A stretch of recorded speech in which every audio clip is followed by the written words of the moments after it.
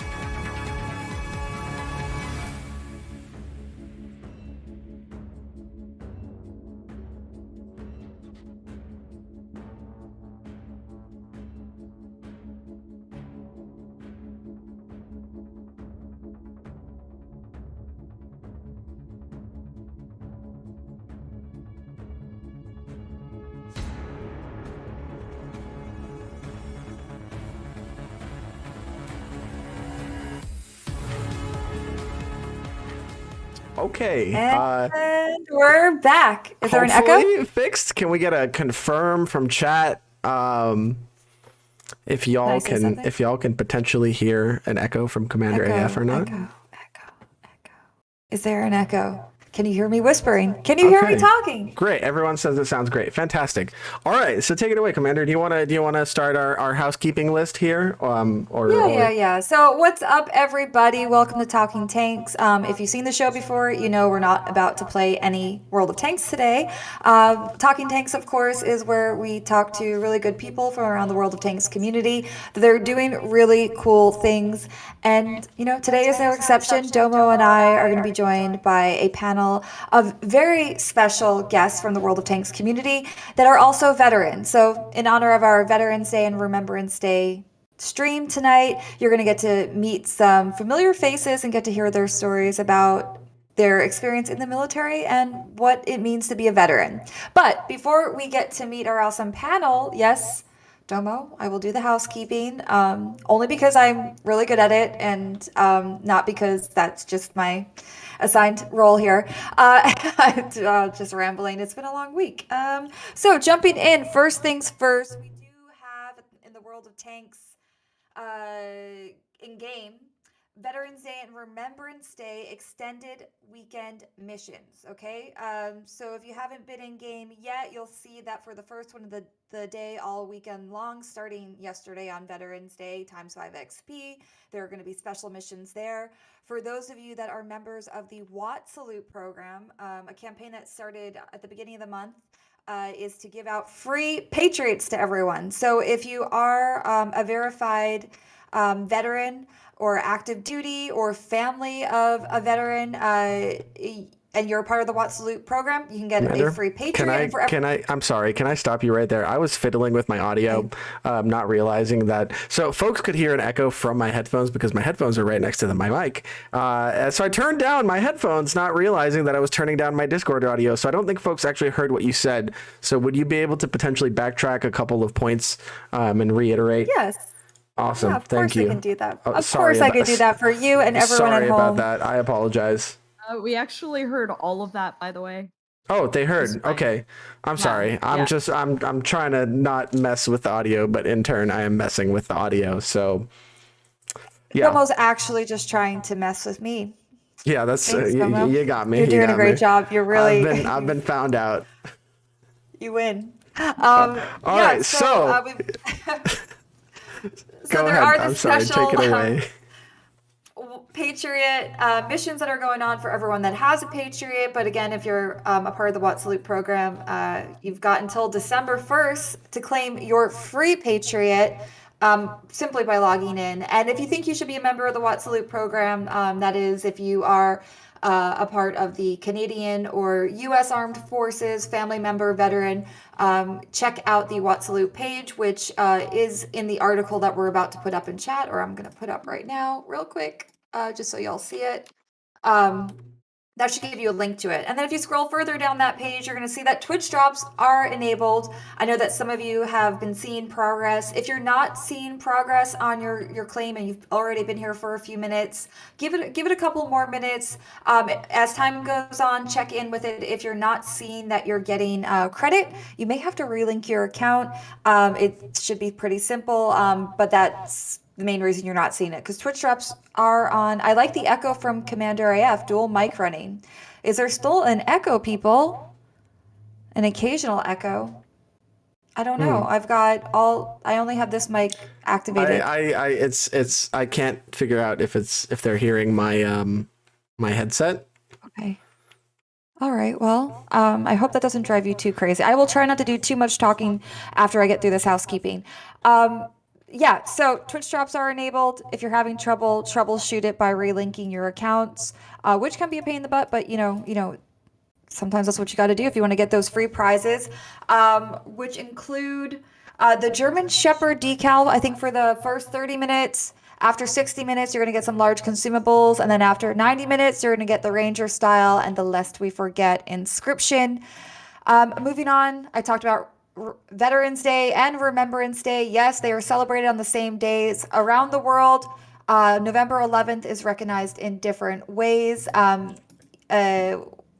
how does the quote go? On the 11th hour of the 11th day of the 11th month, that's when World War One ended, and it created Armistice Day here in the U.S., which is eventually converted into Veterans Day in the 50s. So if you want to learn a little bit more about the history of how Veterans Day came to be celebrated here in the U.S. and how other countries around the world recognize November 11th, check out the latest video featuring the chieftain to learn a little bit about that history and how it's observed today. Again, we'll be dropping links to all of that in chat momentarily, or as I speak, hopefully. I don't know. We'll see what happens. And then a campaign that was announced, I think on the 10th, so the day before Veterans Day. World of Tanks has partnered with Canines for Warriors, which is a charity organization that basically pairs up fully trained service dogs with veterans that are suffering from PTSD, MST, or traumatic brain injuries to as a form of therapy and healing.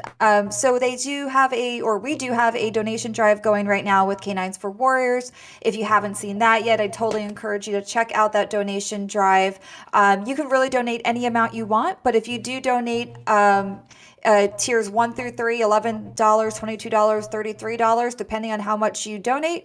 And if you use our World of Tanks email address or the email address attached to your World of Tanks account, you can also get some in-game goodies that go along with your donation. So all the proceeds, all the donations are going straight to Canines for Warriors, but as an added bonus for supporting the cause, you can also get some really cute doggy customizations. Now, again, links for all of that will be put into chat as I speak or momentarily. And last but not least, we've got the Gleam.io giveaway. We've got a very special giveaway that we're going to be doing today. Basically, you're going to want to go, and I'll put this link for sure because I want to make sure you get it. Basically, you want to go in there, sign in, log in, however it is you want to use Gleam.io, fulfill all of the requirements, and then you'll be entered into a very special giveaway where we're going to be giving away a bundle of patriotic goodies, including the Ram 2, Patriot, and Super Pershing with General America style. Not only are you going to be able to one of those bundles here on this stream, but then when you do get to meet our guests, and if you are following them, they'll also have those bundles to give away via their channels. So fill out that Gleam.io entry form and enter today's contest.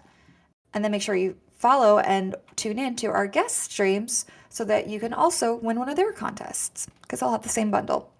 I think that is all that I had planned to go through for Veterans Day related World of Tanks news. Again, all the links will be there for you in chat in a moment, so you can check that out. It looks like Nightbot just posted something about donating to the Wounded Warrior Project, so I'm sure we'll hear more a little bit about some of the charities that our guests support. Domo, if there is nothing else from you, maybe without further ado, should we open this up to our panel?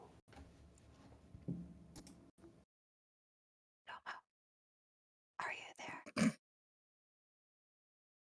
Tragic Loss has been coaching me behind the scenes. I had my mic physically muted because I was messing with my mic settings, but they should be fixed now, and hopefully there's no echo. Thank you, Tragic. Sorry about that, chat. Thank you, Tragic. But yes, I would love to introduce our. Well, they're going to introduce themselves, but let's go ahead and pop over our lovely panel of. Show that lovely panel. Give me one moment here. All right, pew. Here it goes. All right. Hello, everyone. Hello. Good to see y'all. So we are joined by an amazing panel of veterans here. Some of them you might know from the CC program.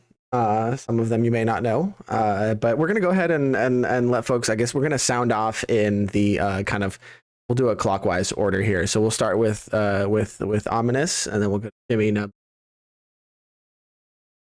Okay, well, hello, Ominous Vixen here. I'm a veteran from a U.S. Army. I did 5 years. I was in from 2003 to 2008. I was in signals intelligence analyst, which was at the time 98 Charlie, but then it turned into 35 November. And yeah, I play World of Tanks. Love the community, and I don't know what else, but there you go. Hi. Hello. Hi, I'm Jimmy Cribb.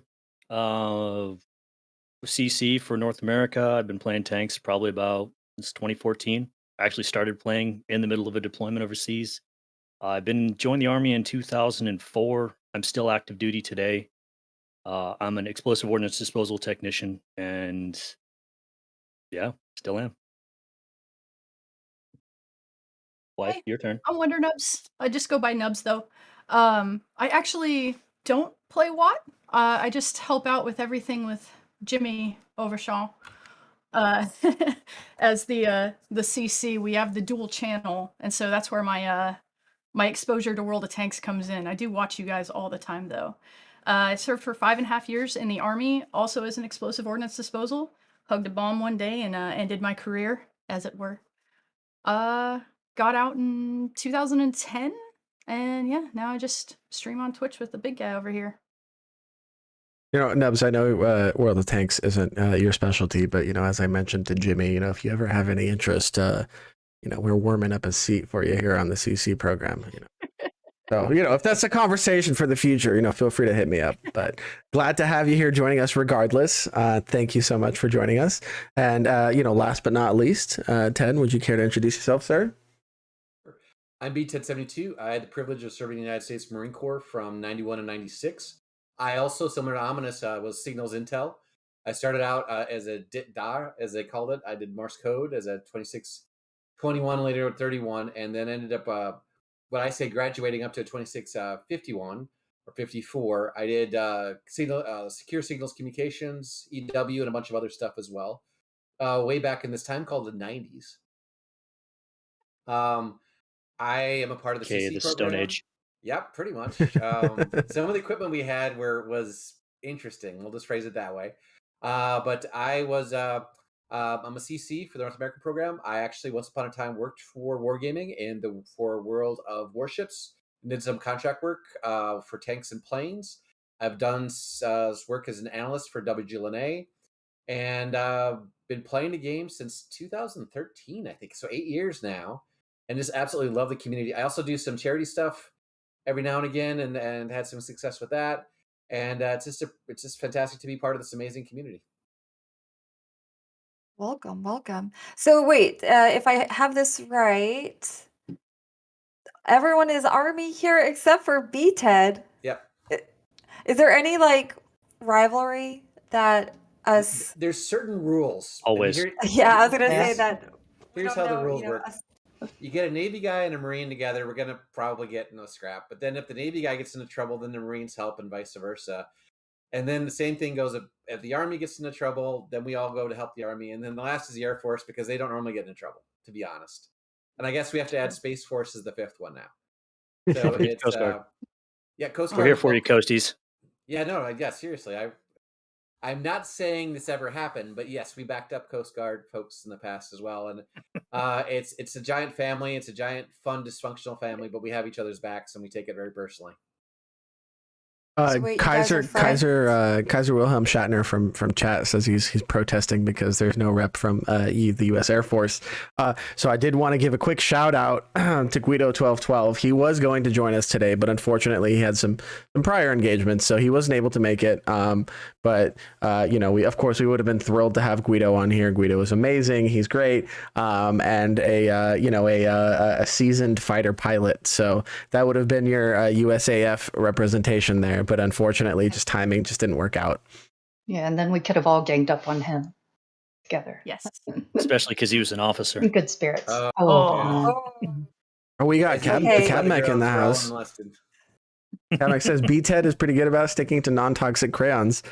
What's up, Cadmec? Hope you're doing well. We miss you, bud. Miss you, Cab. But Hey, Cab. funny enough, the crayon joke wasn't there when I was in the Marines. That's a funny thing, is I heard plenty of jokes, trust me, but not the crayon. all right. So I mean, there was mention that Guido was an officer, and you guys are all enlisted. So for the layman at home, what does that mean? Like, So typically, Well, when you some of join us as work an for a off, living, and Yeah. some don't. Go oh, ahead, Jimmy. the That's the shade. difference. I knew it was gonna get a little Some spicy work, here. some manage. Yeah. Officers are typically the higher Excuse me. echelon of leadership. Like they'll either go through a college before joining and come in and get a commission, so commissioned officers, or they'll go through a military academy like West Point or the Naval Academy, Annapolis. and all the different ones in Annapolis, yeah. Annapolis, and then they come Mhm. in with a full commission and they get paid more and treated better and typically do more paperwork. Yeah, I They guess kinda the way I tell you- always. So- Oh, go ahead. No, please.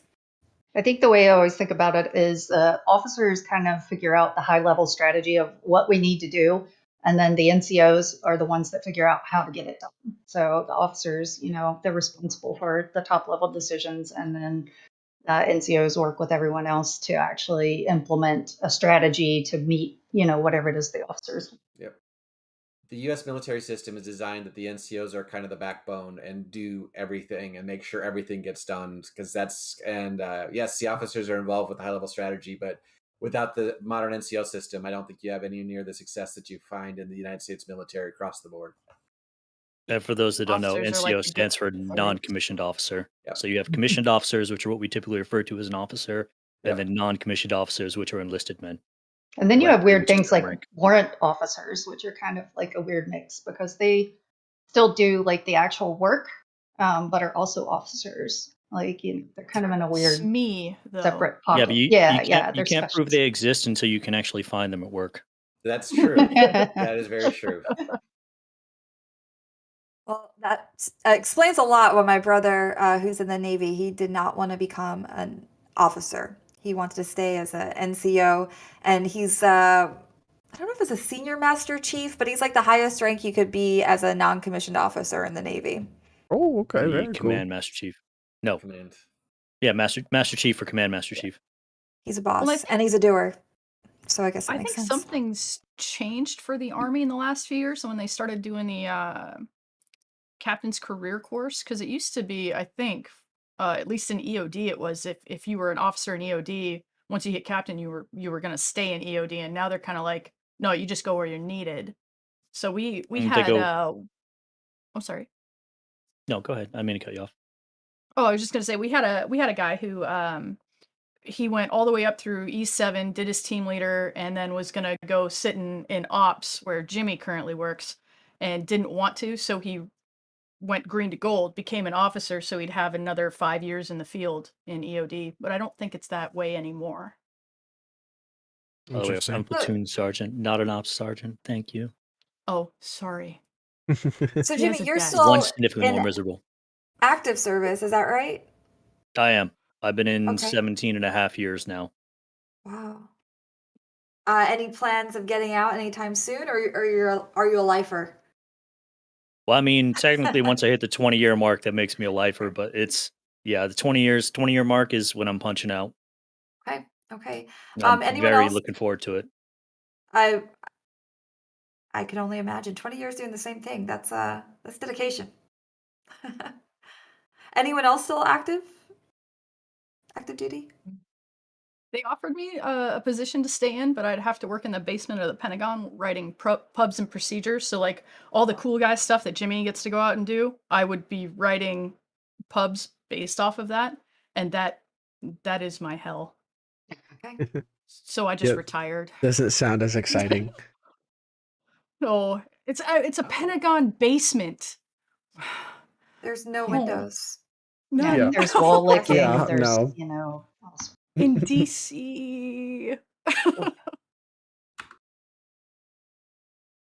Oh, All right. Well, with that the chipper high note, I have a question for y'all to transition to from our discussion guide here. So out of curiosity, folks who are willing to share, I know Jimmy, you I guess are an example of like kind of the more of the extreme because you've served kind of several tours now, right? But I'm curious in how many I guess like how many tours have y'all served, and then is it typically normal to serve, for example, like an active duty? I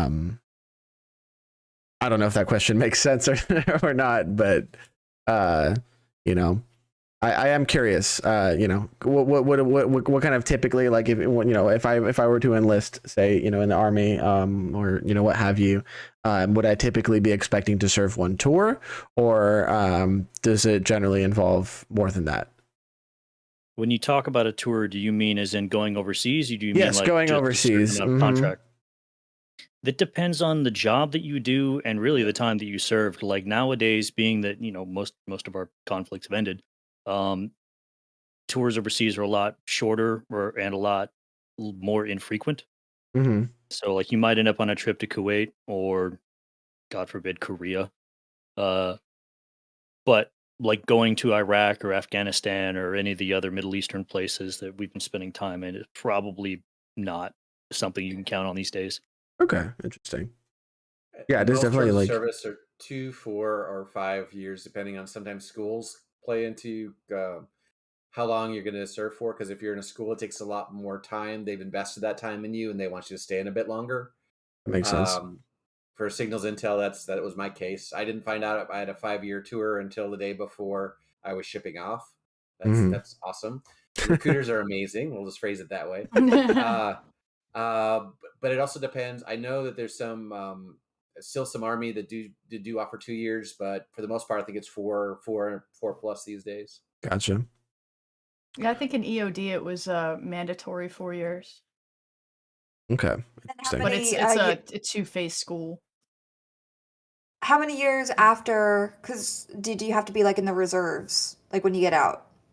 So you have to, Sometimes if you have inactive ready reserve, but yeah, it's 8 Depends on the years. amount of time.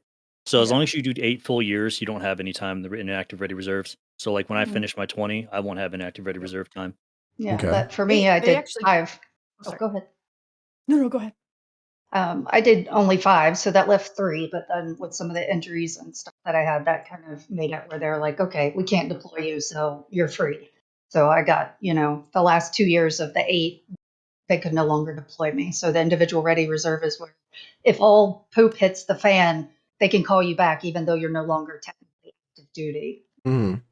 Okay, They interesting. actually tried to do that with me in Texas. I was going through my rehabilitation for all of this, and they came to the house and like, "Hey, you're being called up for inactive ready reserve." And the recruiter didn't. I guess they didn't believe us, so they sent a recruiter to the house. And I opened the door, and they're like, "I'm looking for Mary Dagu." I'm like, "Sure." And they're like, "You're being called up." I'm like, "Am I?" And they're like, "No, you're not." Oh my Oh gosh. gosh. Consults notes. Turns red. Oh, man. Oh my gosh. Yeah, no, I guess she's telling the truth. Right. that guy Let me probably go felt saw my a arms off. I told little this bit lie, and now I silly. really got to die on this hill. Oh my god. Yeah, no, I'm sure that guy felt a little silly, walking away from that. So Oh man. just to segue a little bit again, to keep the flow going here.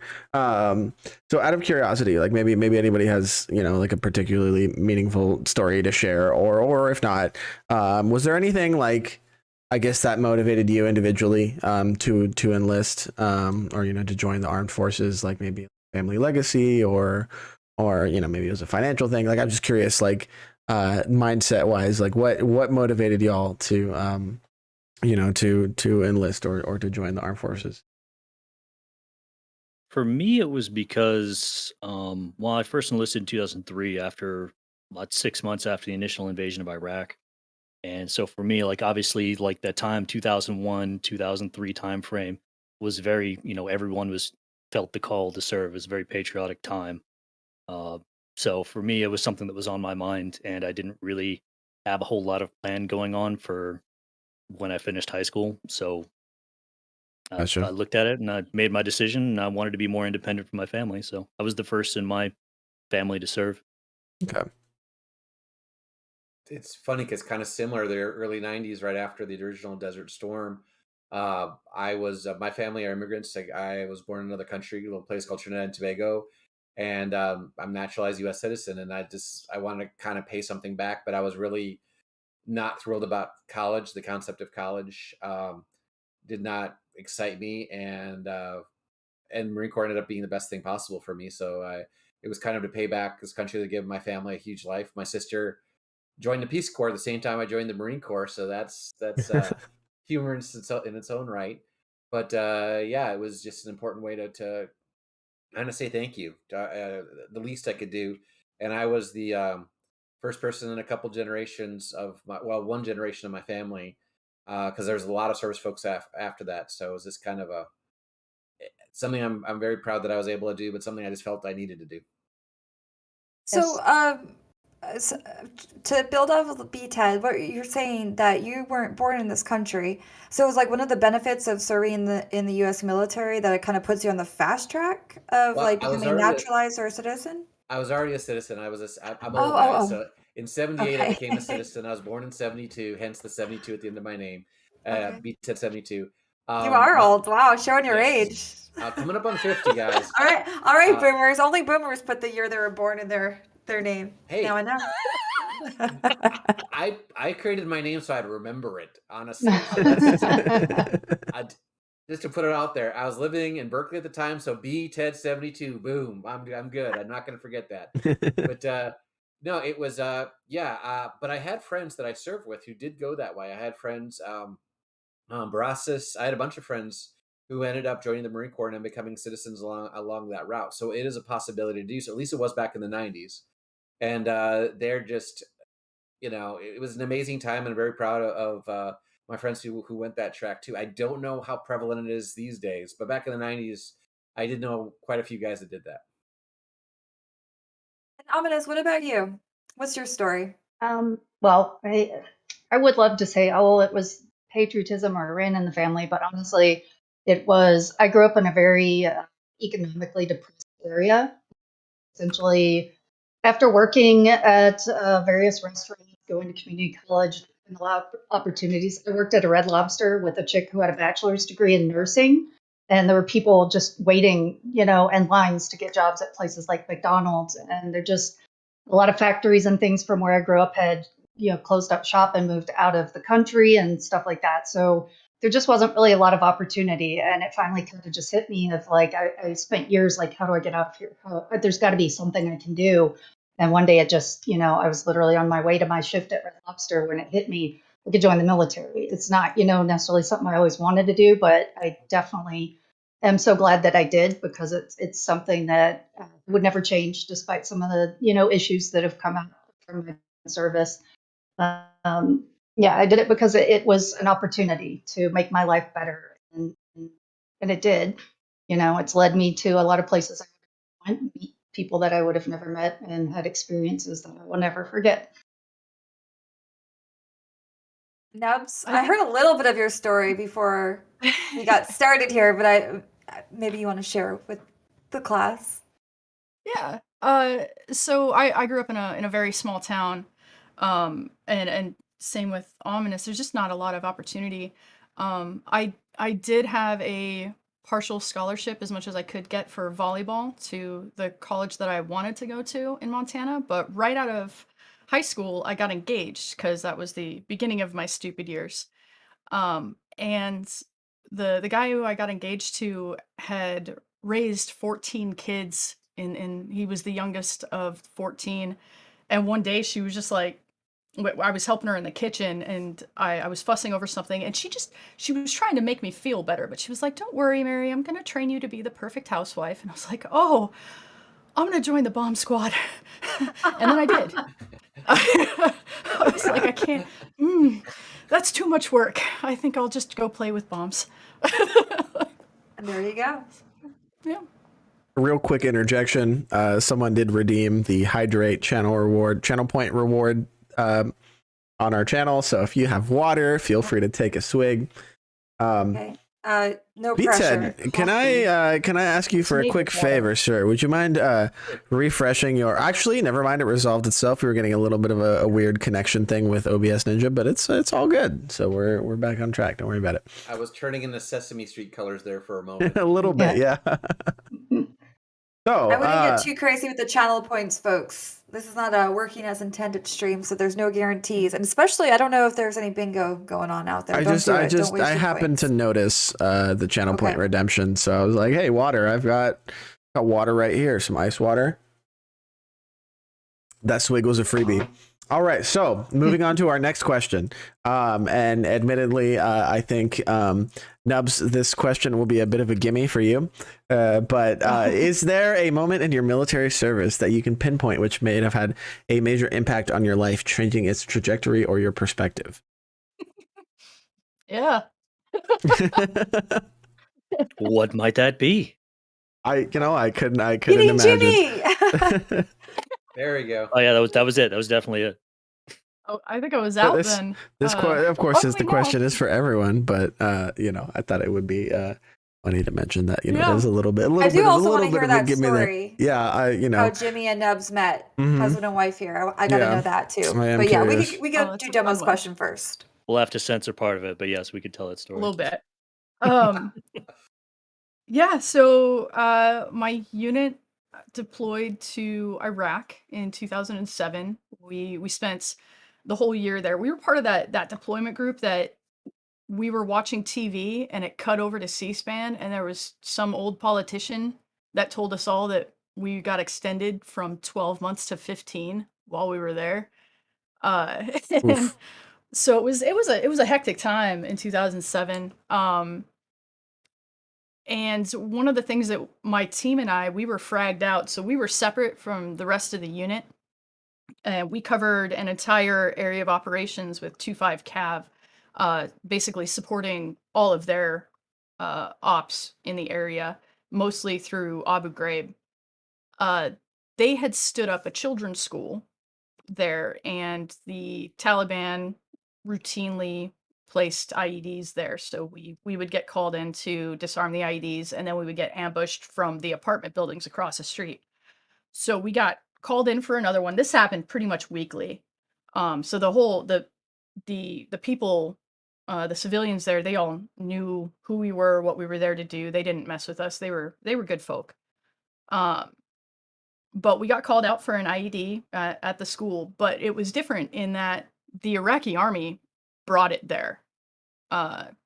They found it somewhere else. We told them to bring it to the Iraqi combat outpost so that we could demo it on their little demo range. But instead, they took it to the school.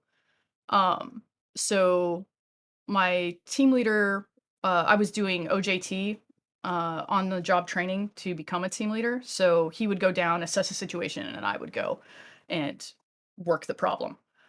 So he went down, called me down. We dismantled the bomb most of the way. I brought all the explosives back up to the truck and then went back down, grabbed the device itself, brought it back up, laid it down in the truck, and then I went to adjust my weapon, and when I looked back up, it was kind of like rocking back and forth. And you don't want explosives moving on their own. So I hugged it and it detonated. Threw me about 15 feet into the Humvee behind me, which was very lucky because that was my medic's Humvee.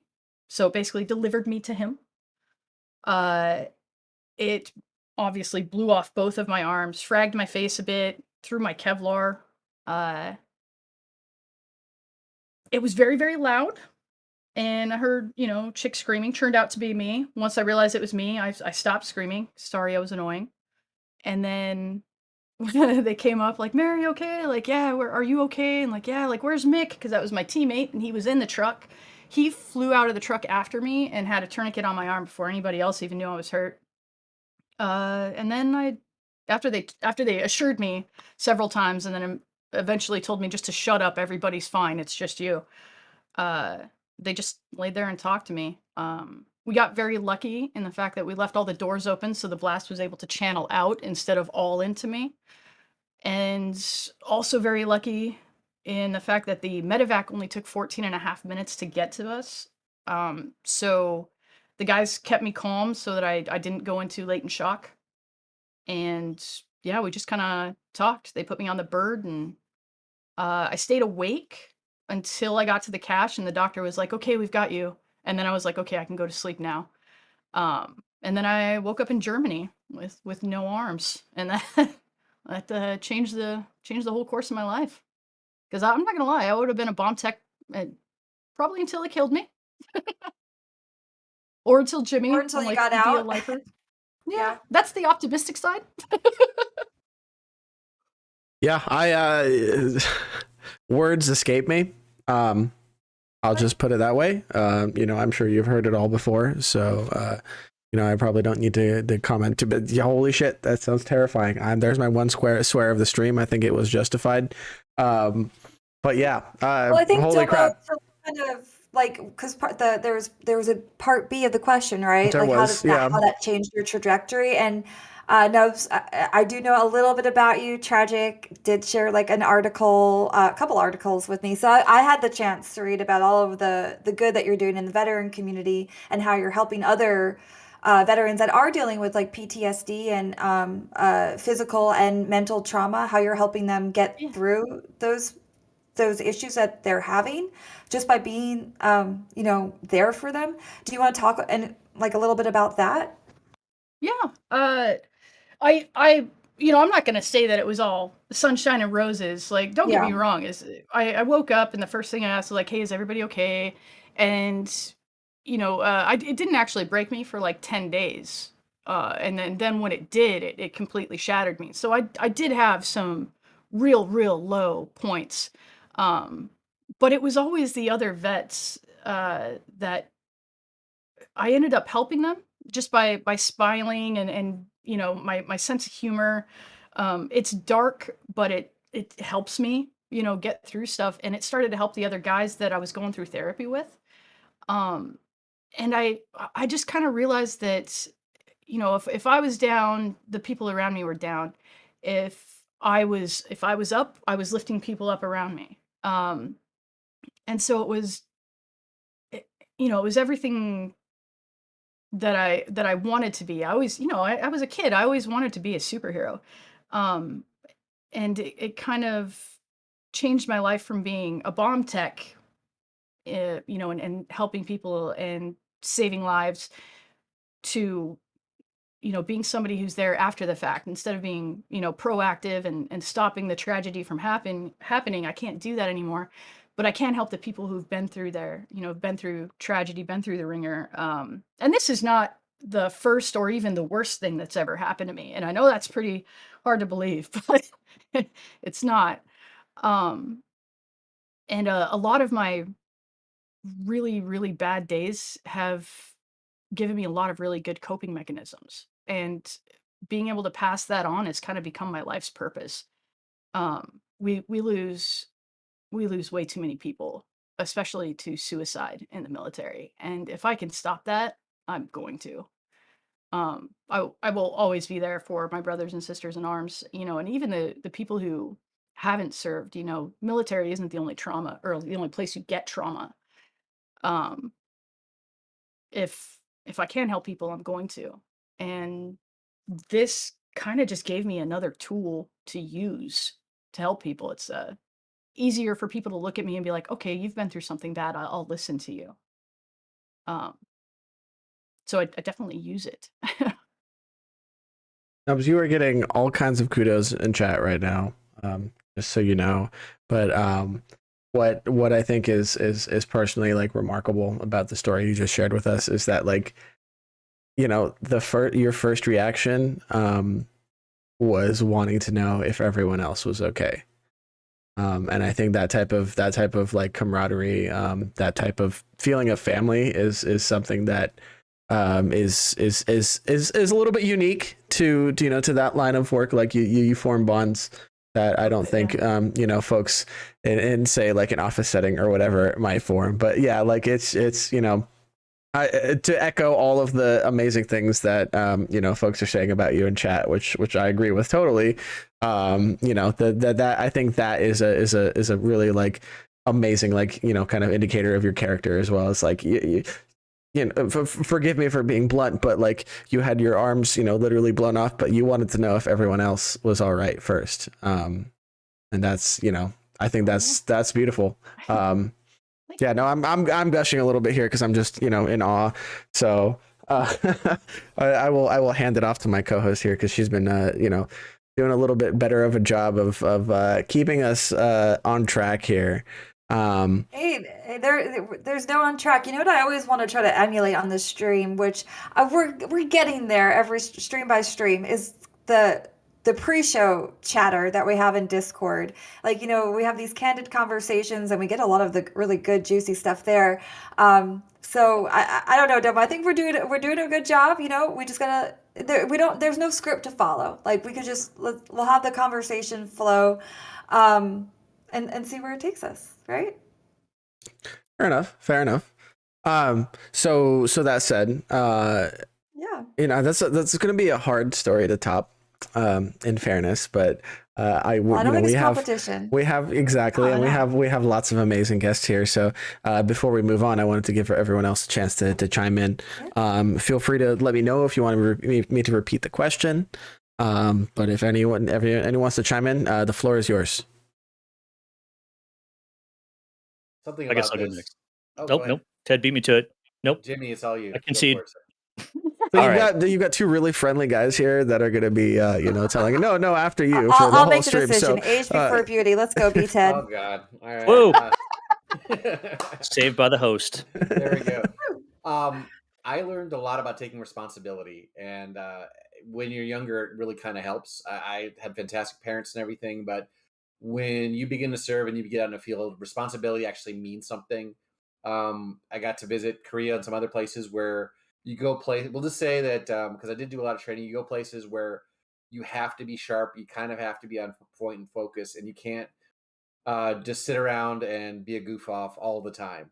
You learn how to be a professional goof off. You know exactly when to, but you also learn to be, I think, very professional. And it taught me a lot of sense of responsibility, and that's just stuck with me. And that sense of focus has carried me through really hard points as well. I had a stroke a couple years ago, and was told I would take 90 days to walk again, and I walked out in 21 days because I got really. I'll swear here. I'll use it. I got really pissed, and I was able to take all that Marine Corps drive and just kind of said nope. And every morning at 6 a.m. when they went to wake me up, I'd figured out a way to get dressed and was ready to jump into physical therapy because I was so angry. It was my fault. I was overweight and it was my own stupidity.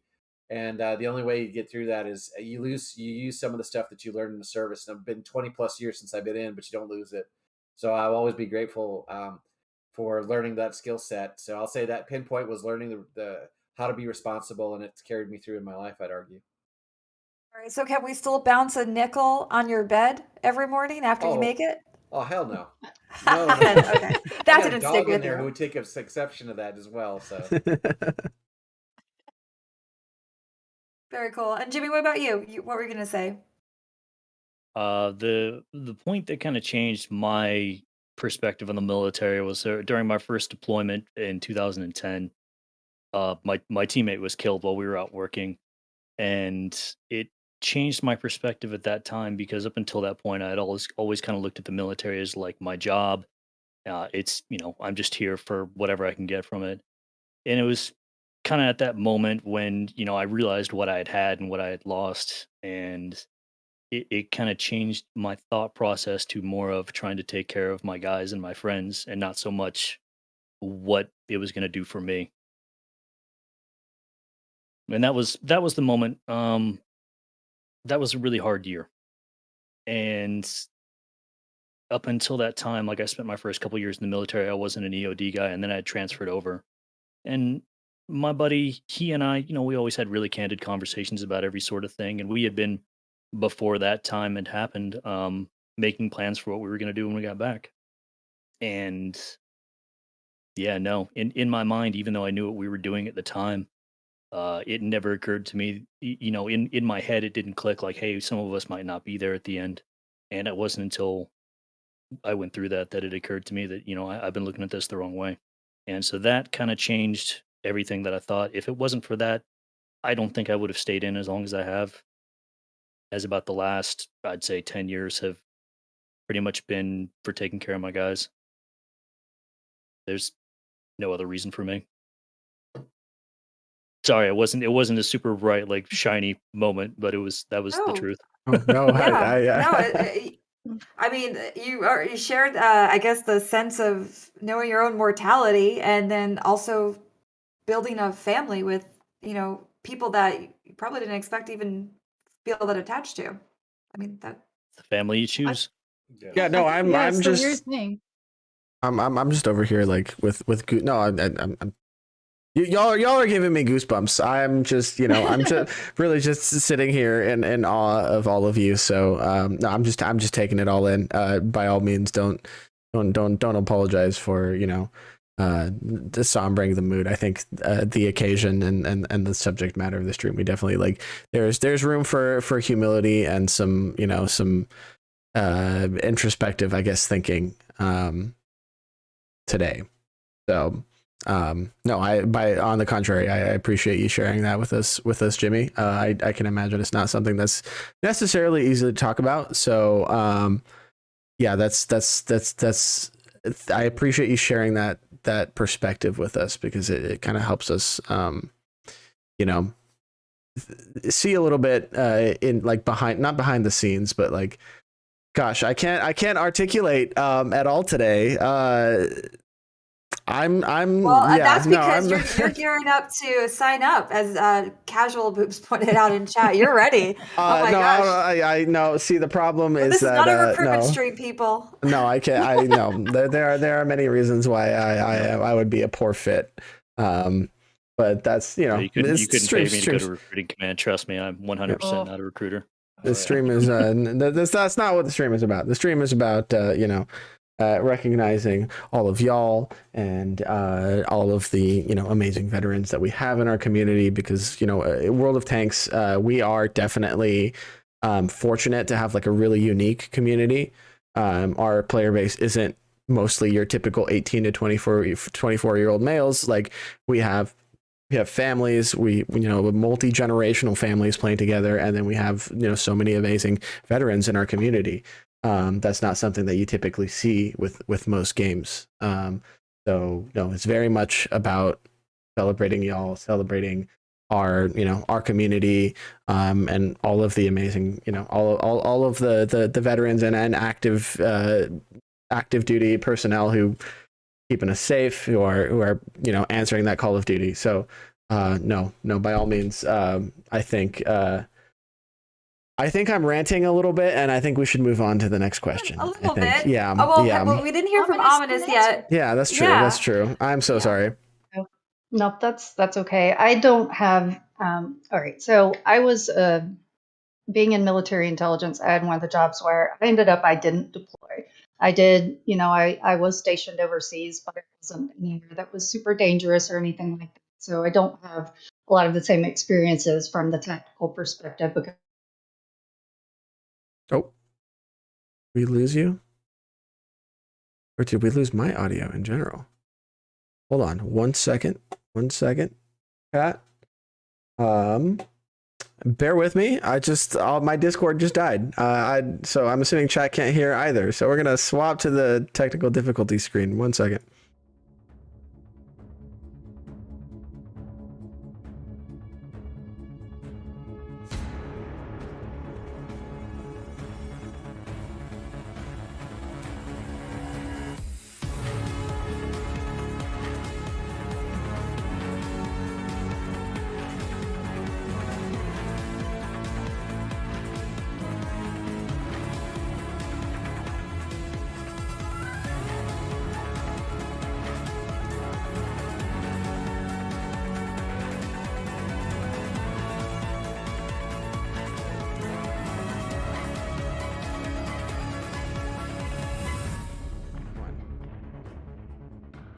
Okay.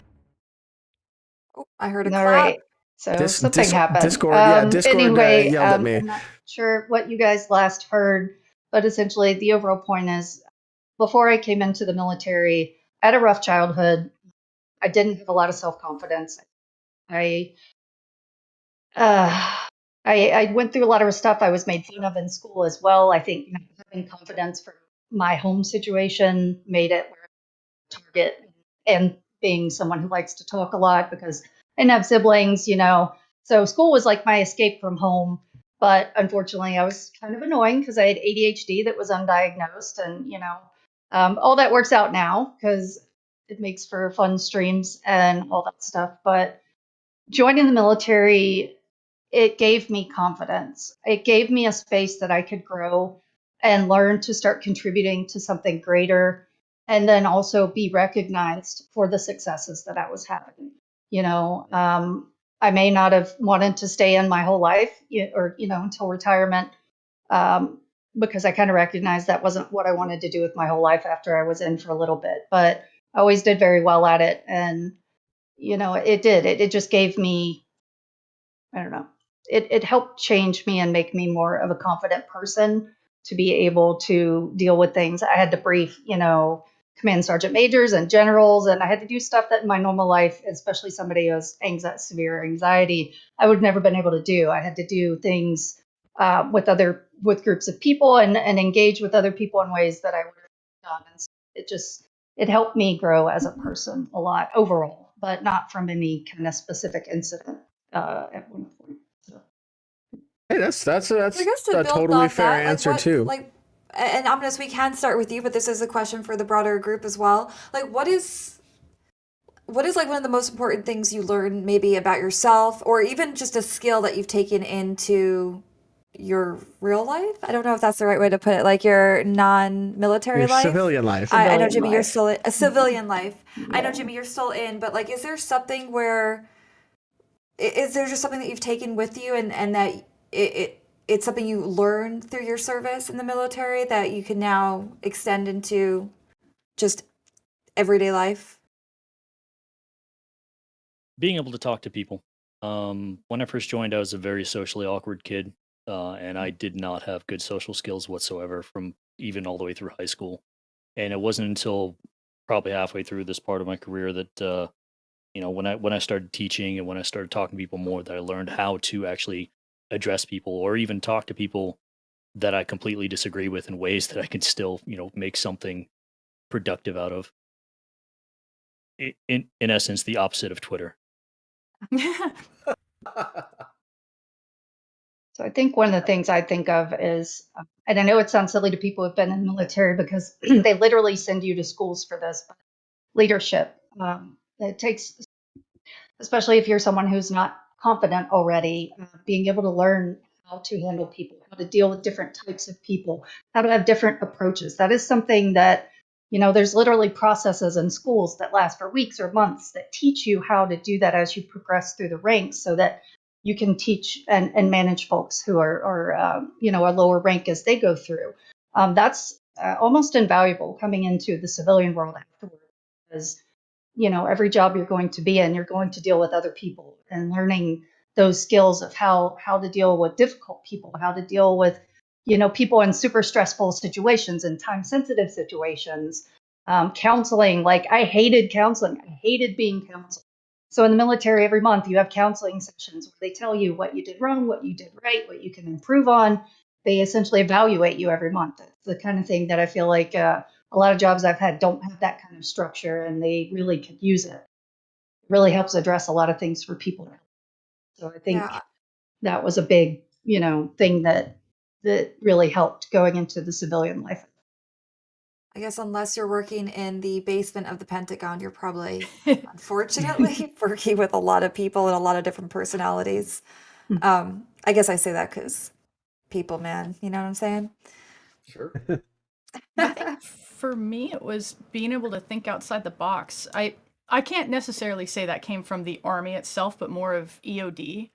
A lot of times in what you're doing, there's a book for it, but it's more like a suggestion. You could do it this way under perfect circumstances, but so much of our job, you're not in anything near a perfect circumstance when you're doing it. So you have to improvise on the fly. You have to be able to think very quickly and assess a situation very quickly, and not just like assess it. You have to come up with a plan to fix whatever the problem is. And that has helped me immensely as an amputee, especially, if I have to, like, if I'm out in public and alone and I have to like go to the bathroom or something, Like, I can't tell you how many times I've been like, that toilet paper roll has a corner on it. I can get my pants down with that.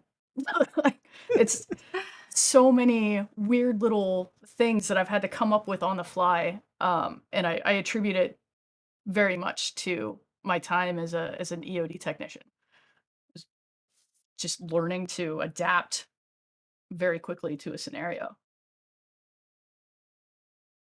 Yeah, I can imagine that is very, very. That line of Did I work kill is Chad very again? I'm much. sorry. No, you're good. Okay, you're That line It's of your work fault. is very much broke it Every time. I'm sorry. a lot Blame of Nubs. critical thinking in a very short amount of time, Cliff, right? Nub's saying I definitely would say that what I learned is impossible is not a reality. I learned that challenges are there. You can take any and all challenges on. It got drilled into me the number of times that no wasn't a proper answer. It's just how are you going to do it? And sometimes it can break down to time and everything. And that was a gift that was given, and I was taught. I can point Master Gunnery Sergeant Stone taught me a lot of those lessons, and sometimes it was painful for me at the time, but they being able to overcome and adapt is often used in movies and stuff, but that was something that I was taught that really stuck with me that I think is crucial. And I think Mary just highlighted that right then and there with what she was just saying. So for most of you that you're out of service, out of the military, um, we're talking about skills that maybe you've taken with you. What about friends or lovers? Which again, I definitely want Nubs and Jimmy to share their story. But like, have you guys like made like lifelong friends out of this? Like, are there any like reunions that you attend? Like, tell us a little bit about some of the relationships that you built. Whoever wants to go first, or I could pick someone. Or There's one weird one. do. We celebrate my boomiversary every year. It's Okay. The anniversary of the day I got blown up. And I've had people like, oh, that's a weird thing to Boomiversary, celebrate. Yeah, well, like other people call it their alive day, but I was an EOD tech. I was already living. It was awesome. But it's a day where, a very, very terrible thing happened, but I saw the absolute best out of everybody I interacted with in a matter of minutes. My medic and I are still very tight. I actually I have a funny story about this in a bit.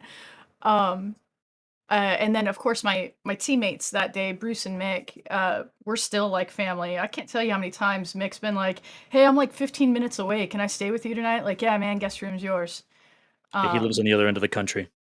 He does. You had 2 days to call me, Mick. But But you can call me 15 minutes ahead of time, and that's what you do for family. That's what you do for good friends. exactly. There's quite a few. And actually, so Jimmy and I served in the same unit, but not at the same time. Uh, so he got to Are the you unit what we after I know was as out. a cougar, Nubs? Are you an older A little lady? bit. Did you Just a rock the couple cradle years. here? The crib? A wee bit. You can't tell through all of his facial hair, but yes. So, okay, I guess we should get to it then. How did y'all meet? You Well- tell the story, hon. Oh, so the Yeah. first time, after I'd been blown up, I was in a wheelchair because I had broken my knee after I got blown up.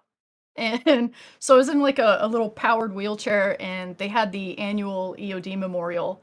It's down in Florida at the EOD schoolhouse, and there's a wall that's separated by services, and there's plaques on it for each service. Every EOD tech that was ever killed doing the job is on that wall, and we celebrate that every year. So I went to that right after getting blown up, and a lot of my same instructors were down at the schoolhouse, and they were like, "Oh, these kids, they're driving me crazy because they changed some of the TRADOC rules and they couldn't discipline the way they used to." And they're like, "Hey, you want to go mess with them?" And I was like, "How bad?" And they're like, "As bad as you want." I'm like, Do you realize the door you're opening?" And they're like, "Do it." I'm like, "Okay." So they got all the students out into the hallway, and I wheeled out, like screaming and crying, like, "Get out now! No one told me this would happen. My life is over. I was gonna play professional volleyball." So, And so you're just being wheeled around, like screaming and hollering in a room like full of basically like recruits, or Pretty like people much, that are yeah. just joining the school. Yeah, they're Yeah. People that are like they're about halfway through school at that point. So you Yeah. had like initial entry kids, then you had the people who were reclassing, which I think was about half and half at the time. Okay. So I didn't think anything of it. Afterwards, the teachers told me they had 11 drop-on requests through a few classes that day. Like kids that pulled their volunteer statement and then they go to needs of the Army or whatever branch of service they're in. Mhm. And then I went to go visit my guys before they were deploying because they're still my family. It's blood that is shed, not blood that is shared. And I told that Like that. story at dinner, and Jimmy started laughing, and he goes, "Yeah, that was pretty funny." And I'm like, "Aru, one of you is here." So he had been in the hallway, and that was his first exposure to me. And then he got to the unit, and it gets all these crazy Mary stories because I was a bit of a character. Like I've always been a ham and a Ham. class You're a bit clown of or a whatever. ham. Yeah, I'm a bit of a ham, but at the same Was. time, like Was. nobody messes with my team or my guys. Like as soon as somebody tried, my fuse would get short and I would snap and I would become like mama bear of the shop. And apparently Jimmy heard a lot of those stories before I came to the unit. We didn't actually hook up until after he got back from that deployment. When Bruce, my team leader, played matchmaker one night. Because I was going through a divorce, and Jimmy was a frequenter of the night ladies, I was a bar recovering ladies. divorcee. Thank you. Okay. They were trying to make an honest man out of him. Yeah, that worked. Yeah. But yeah, that's how we started dating. Where the guys playing matchmaker because they hated my ex, but thought Jimmy was all right.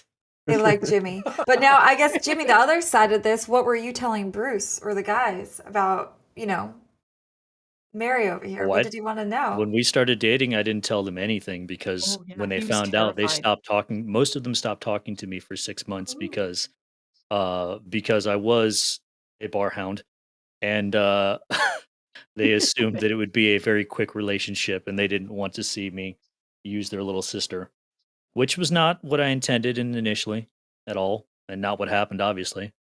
Yeah, you put a ring on it. Here we are. It's only been 11 years. Oh, Has it really? Yeah, Wow. wife, we're getting old. oh, Yeah, I love I feel that. it in my knees. So ominous and No, muted. so- I don't. Oh, sorry. No, go on. No, go ahead. No, I had nothing else. I think you might have something else. Go on. No, I lost it now. It was Okay. blast brain. I can't remember anything. Do you have a picture of that night? Of you in the rocker Which wig? night? So the night that Bruce hooked us up, Jimmy had gotten dressed. We did this thing called Suits in Seattle, where we all wore 3-piece suits and chucks, except Jimmy, who also wore a blonde, like twisted sister rocker wig with a zebra striped headband and aviators. This was at night, and he wore it all night at every bar we went to. I love it. The sun never sets on a baller. Right? That's what they say. We had fun. Amadeus, I don't know. I don't know your marital situation, but what about you? Do you have any relationships or friendships that came out of your time in the military? Well, being a because of your person time? who is kind of gradually a hermit because of social anxiety, I unfortunately haven't kept super close up with a lot of the people that I was in, like for a few years afterwards. But then life goes on, and I started having health issues, and kind of became a bit more reclusive. But one of the funny thing is, I know at this point, if any of the people that I was stationed with, called me up, like Jimmy and them said, and said, "Hey, I need a place to stay," or whatever, it would be an immediate, "Yeah, we'll get you covered. We'll make room. We'll do whatever we have to do." And actually, when I was going through my divorce a few years ago, before I moved to Texas, there was a point, where I wasn't really sure where I was going to go. I thought I might be moving all the way.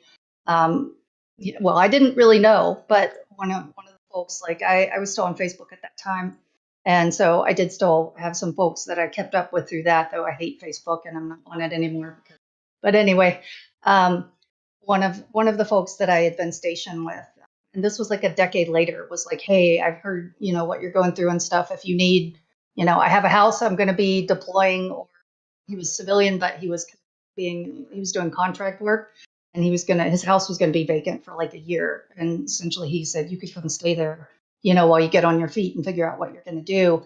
And that was before I ended up getting, the job offer and moving to Texas. Like that's the kind of thing it is.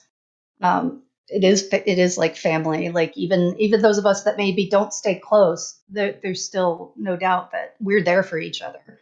And anytime anybody's going to need something, we're going to be there. So Yeah, that bond has been forged. yeah. What do you got, Ted? Anything? Someone in chat says that they might have that photo of Jimmy. People we serve with. The funny thing about vets, and it doesn't matter. You can talk to a Canadian vet or a red vet or other vets. You get two vets in a room, and they'll start talking the same language within about 8 to maybe 12 seconds. I mean, it's almost like a different language expectation. You just form of communications, and you make these friendships really quickly. I had the privilege of meeting Jimmy and Nubs. 4 years ago? We met. It was the Long Beach TwitchCon, I think. And the Line Con, the yes. first one.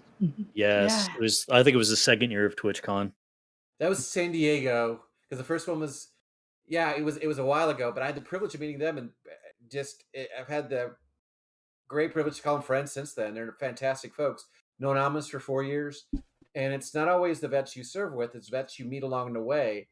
And in a way, and it was mentioned earlier too, it's you lose some of them along the way. Either, unfortunately, the number's 21 or 22 suicides a day, and it drives you to try to make a difference or try to do something.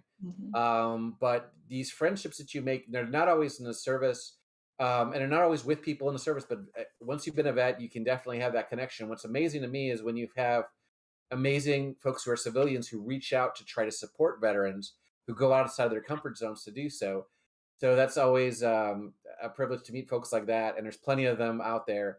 But I still have a few friends from when I served, but unfortunately, over time, it's been now it's over almost 25 years, coming up on 25 years since I was discharged.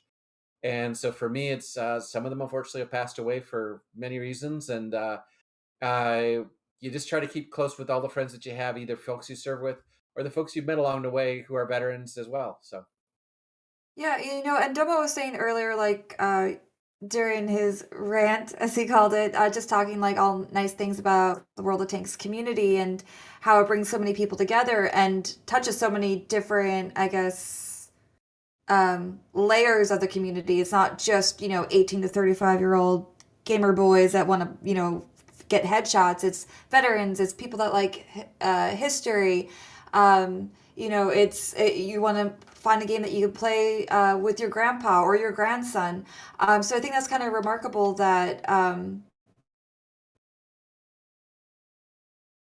you able to have these people in your life that you knew directly on your unit, but you have that shared brotherhood or sisterhood, no matter what community or what experience you're going into next, like if meeting people at TwitchCon. So you all met then, or you all got to know each other through the World of Tanks community. Would that be accurate? Yes. Correct. Yep. How did you all get into playing World of Tanks? Like what drew you to the game? Was it the military? I'm just here for aspect? tragic.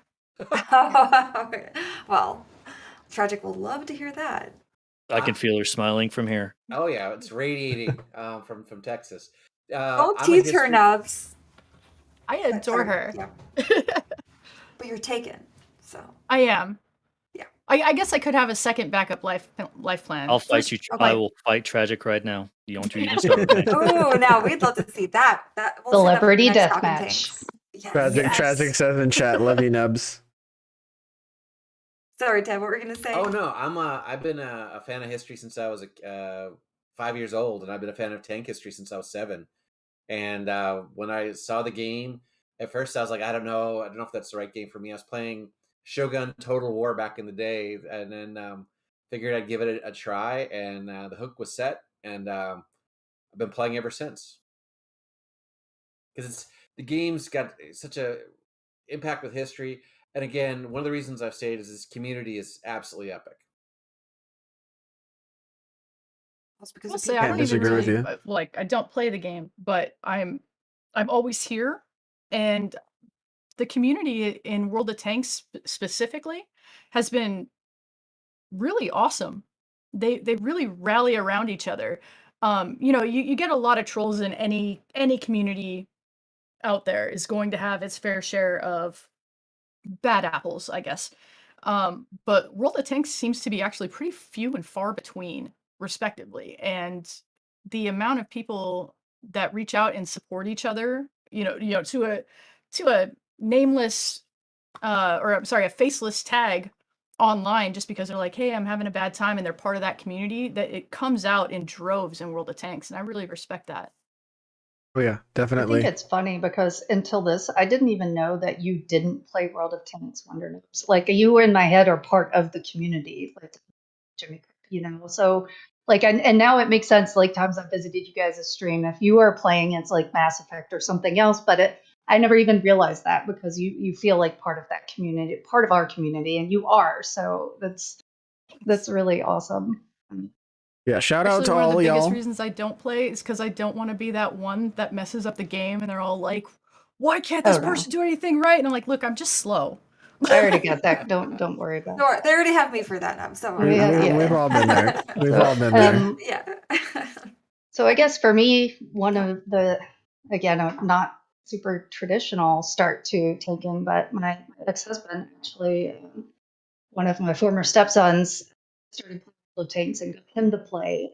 He played Black Blitz a lot first, and then he's kind of playing the PC version as well. But he kept telling me, you should try this out. You should try this out. Because at the time, I was going through some of the more stressful times with health issues that I've had. And so I wasn't able to work consistently. And I wasn't, as somebody with social anxiety as well, I didn't really get a lot of socialization. It was pretty much who was in the house is who I saw. And so he was trying to encourage me to kind of like find other ways that I could interact with people or do things. And he knows, like, I used to play Halo, was my favorite game in the past, and played Gears of War and other things that were first person shooters. And so he wore me down and I tried it out and I was hooked. I remember like the first morning it was 2 or 3 a.m. before I stopped playing. I don't know what it was. I was horrible at it. I still am not very good at it, but it's like a first person shooter, but with tanks, and there's just a lot of different variety to it. And then of course, over time, getting to know the community, it's weird because I've said this on my stream before. It does remind me a lot of the military and that family feel, not just because they're out of vets, but there's just something about it of everybody. It's like Cheers, you come in and everybody's like, oh, hey, and you know each other and you see each other in lots of different streams and different, though, for the shared experiences that you have and commiserating over the bad streaks and when RNG just slaps you in the head, for a day straight. And but then also talking about, Did we lose her? Oh no. did we lose her again? Oh no, we lost her they video too. let us all feel like we're not we're wait. not all alone. And Okay, and we so can hear you again. a very supportive family. So to kind of piggyback. Yeah, we got you back. We lost your voice Okay. for a second, and then we That's lost okay. your video for a second, but you're right back where we Mm-hmm, left you. So to piggyback off of what you said, I've noticed this as well. That was it, I So think. Okay, yeah, no, last I heard. wasn't sure Yeah. if Jimmy wanted to say anything, No. but that's cool. Earlier in chat, like very early into the stream, there were a ton of folks sharing their military experience or deployment years in, and there were also a couple of questions, and I did see a question, and I'm pretty sure this is what it was, or at least it's what I thought when I saw the question, was what was like some of the craziest or like funniest or most fun antics y'all got up to, either like on deployment, like toward duty, or just at the barracks. Like, what are some of the craziest funniest. Yeah. I don't want to go Shoot. after you guys because you've all been deployed. So I'm going to take a start Okay. on this Go for because it. I can't follow. I know you guys are going to have way better ones. As a person in military intelligence, which I know is an army in itself, we did a lot of silly stuff, like where we kind of trolled each other, but in friendly ways. Stuff like, we're mostly office based, so we do stuff like put shoe polish around the unclassified phones, the earpieces and the mouthpiece, black shoe polish, and then make it ring and have somebody pick it up. Or we do stuff like put a can of tuna fish on top of somebody's PC under the desk, so that when it would warm up, they are trying to figure out what in the heck is going on. Or take all their paper clips and clip them together into a long string and soak them in like hand sanitizer, or just silly, goofy, nerdy stuff. But a lot of we did one time cross a line when we put salt in somebody's coffee. That kind of didn't go over very well. They were like, the one thing, please never mess with our coffee, and of course we had to do that. And but yeah, so those kind of like the more silly, goofy stuff. But I know you guys are going to have some really awesome things. So it was kind of like The Office. You were like the Jim Halpert. Sort of. Yeah. We the army. did a lot of silly stuff. Yeah. And it's a little messed up, but I thought it was pretty funny. We were in 2014. I had my lieutenant was working with me, and he in EOD we have a process called the team leader certification. Like, it's when you're qualified to actually go out and run missions on your own with like you and a team member. And he had to finish his. So he was running with me because I was already certified at the time, and I was supposed to take him out and basically shadow him for his last couple of missions. And one of the calls that we get one day is somebody had fired a 122 millimeter rocket at the base, and it had flown over and landed on the other side. And typically one of our missions is called post blast, where they send us out to look at stuff that's already blown up and make sure it's, what is it, what happened. And so they call us out here, and I'm running with my LT. And so we start to walk up to the spot where this rocket hit the ground, and it is sticking straight up out of the ground, the back end of it, like a Wile E. Coyote cartoon. And I think it was still smoking a little bit, but it had been a few minutes. And so as we're walking up there, I start to see signs and tails that tell me that the front end of the rocket, the warhead, had already gone off. And so I start picking up pieces and handing them to my lieutenant. And because I knew at that point, I knew in my head that it was safe. And so I start handing him pieces to start giving him a clue so that he can do all of this work. And I was like, all right, sir, here you go. What's this tell you? And my LT was completely lost in the sauce. I was looking at him, and he's trying to just absolutely BS me all the way through this. I was like, all right. And eventually I got frustrated. So we're standing right next to the rocket at this point. And I was like, what does this mean we can do? And I show him this last piece. And he's like, I don't know, man. And I was like, it means we can do this. And I kicked it over as hard as I could. And he freaked out like, what the heck are you doing, man? And I was like, well, idiot. Like, we're done. It's fine. The thing is, I forgot to tell the infantry guys behind me that I was going to do that. And so they thought I had lost my absolute mind, and they were running for the trucks. So everyone didn't know what you were doing. They're all like, is he trying to blow us up? Yeah, they thought I was trying to kill everyone. Okay, good. Well, yeah. Don't do that again. So I was having a little bit of audio issue back there. I think Discord wasn't transmitting my mic, so reconnected. And now I'm good. I just wanted to real quick touch on something that Ominous mentioned regarding the WAT community. And it is something that I have personally kind of experienced as well. Prior to working with the CC program, I was never like huge on streaming and Twitch streams. I was one of those people who was like, I don't get it. I don't understand what the appeal is. And the WAT community has definitely played a big part in changing my mind about that. Because you will see like the amount of loyalty that you guys as WAT players and members of the community have is just absolutely mind-blowing. Like the level of support that you'll see, like the same folks in all of the different CC streams, that you'll see the same folks on the WAT and A chat. Like it literally like it is a community of people that you get that support from folks, among the community, like just being part of the community and being involved with whatever's going on. Like you make these lifelong friends that you meet just through chat, and it's crazy. It's absolutely nutty to me to think about that. Like you don't see that level of loyalty out of many other communities that you do out of ours.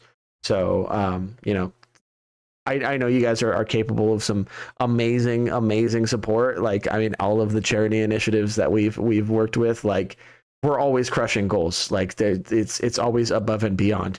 BTED and all of the work that you did with the USO for the Raise Shell charity, like crushed that goal, crushed the stretch goal. Like it is absolutely humbling to be part of this amazing thing that is the WOT community. Real quick, Domo, Ominous, Jimmy, and Nubs were all part of that as well. Yeah, that's true. All part of that as well. I was giving you a shout out. That's right, because I know you were involved doesn't like with the organization. Ted is a very humble guy. So take the shout out when you get it. But yes, all of you, of course, as well. Thank you so much for your involvement in that. Like obviously we could not have done all that without y'all. So I will run with this, Domo. Real quick, the community guys, we had a $25,000 goal. And we put it in orbit. We got 40,000, which was the full matching from Coca-Cola. So we raised over $80,000 for the USO. And that was a huge thanks to Tragic Loss with the auction items, and all of World of Tanks made that happen as well. But that was a community at its best. And I'll reinforce what Domo was saying. This community is epic. The amount of stories people were sharing about Veterans Day and just their families. We did another one where the goal around Memorial Day was $10,000, and we got $25,000 for that one. And thanks to matching, we raised over $130,000 for the USO. That's how great and amazing the World of Tanks community is, and how much they rally behind active duty veterans and their families. So a huge shout out to you all, because you all made this happen. I'm lucky and privileged enough to kind of organize it, but getting great people like I always have been putting Jimmy and Nubs in the middle of the night, but they backbone it. No one can as just strong as they are. And I love tuning in because they have a fantastic show. Go back and watch the VODs if you haven't, because they're still out there. Ominous did her fashion show, which was kind of a tank camouflage thing, and everyone brought something different to it. I just wish I could mention everyone, like Talk to Me Goose, Damien's, Sophie Line. But you guys were the stars. You guys, this community was the star of it. And just your support you guys do was, I can't put into words how much I want to thank you guys.